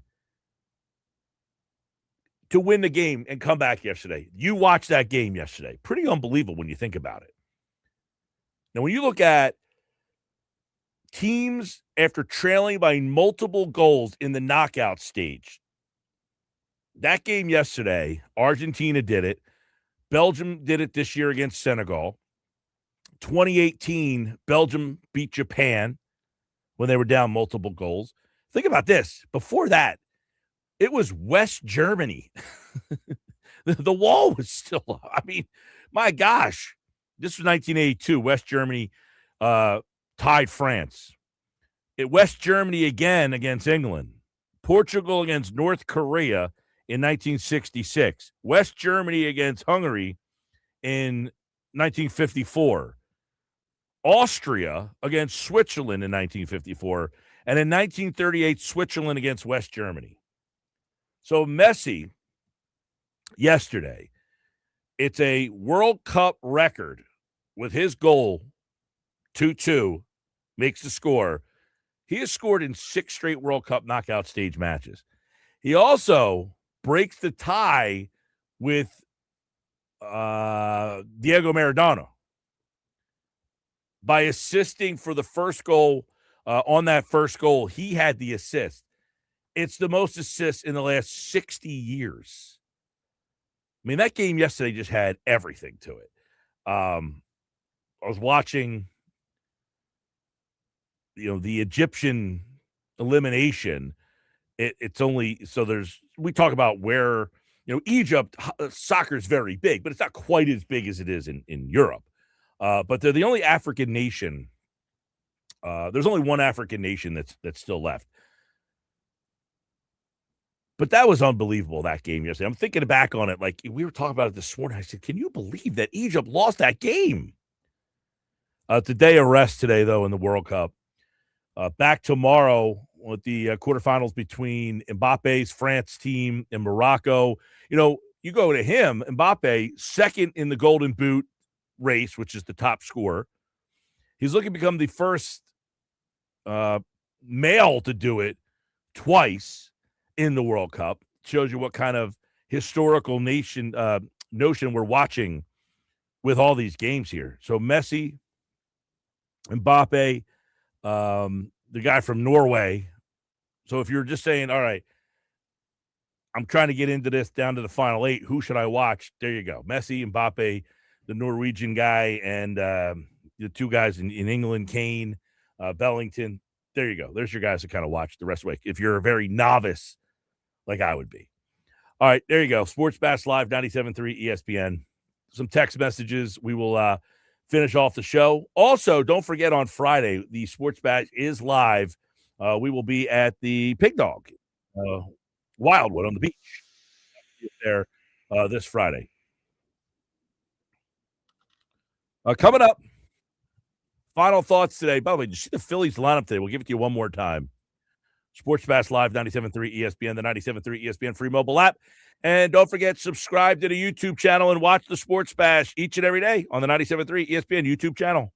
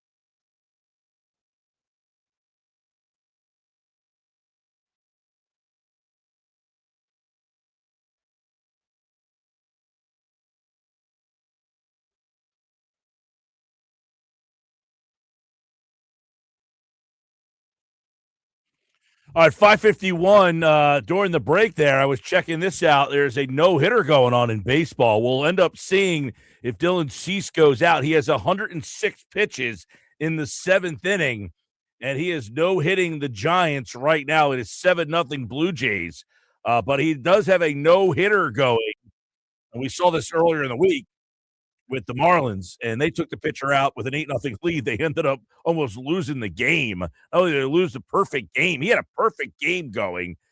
This one is, I believe, Cease. Let me see real quick here. I think he walked a batter. So let's see. Yeah, he has 3 walks. So it's not a perfect game because they do not have an error. But he does have a no-hitter going. They're coming out for the bottom of the 8th inning right now. So we'll see if we have enough time to check out if they leave him out there. 106 pitches. I was listening to somebody talk about this earlier. Where did I hear this? They were talking about, the number of pitches. That's that number that, basically they get you out of that game. And he is at 106. So I would imagine he is right around the number that do they want to see him throw. It's 7-0 the game. The Blues Jays are up 7-0 in the 8th inning. He's got a no-hitter going. He does have 9 strikeouts, 3 walks. So he does have 106 pitches. I don't know. The kid the other night had a perfect game going. Like, the question always comes back to, what are we trying to accomplish here? You're trying to save these guys' arms. You're trying to protect them. We know that. So is 106 pitches the limit? Is 116 pitches the limit? I don't think we have an answer to that. We don't know that yet. Where's that line of demarcation? By the way, who would you want to pitch a 7th game for the Phillies? 83%. Overwhelming. Zack Wheeler over Sanchez. 83% say Wheeler. 16% say Sanchez. A little surprised by that. By the way, it looks like Cease is back out there. So he is out there with an opportunity to pitch in the bottom of the 8th. But question is, does he even get the opportunity to go out in the 9th? Let's say he throws 10, 15, 20 pitches this inning. He's at 108 right now. That number just keeps going up. He did get an out. All right, so he got 1 out in the 8th. Well, we'll see if it ends up happening. We're going to run out of time here. Best of the Sports Bash Hour is coming up. Hey, we want to thank our friends at Cross County Connection, 856-229-7571, driveless.com for more information. Fare, free transportation all across South Jersey. If you need a ride to work, jobs, that would be work, colleges, healthcare, doctor's appointments, shopping, anything, check out driveless.com to see how you can make it happen. Thanks to everybody out there who listened today and was a part of the show. I'm Mike Gill. This has been the Sports Bash live on 97.3 ESPN. Have a great rest of your Wednesday. We're back tomorrow.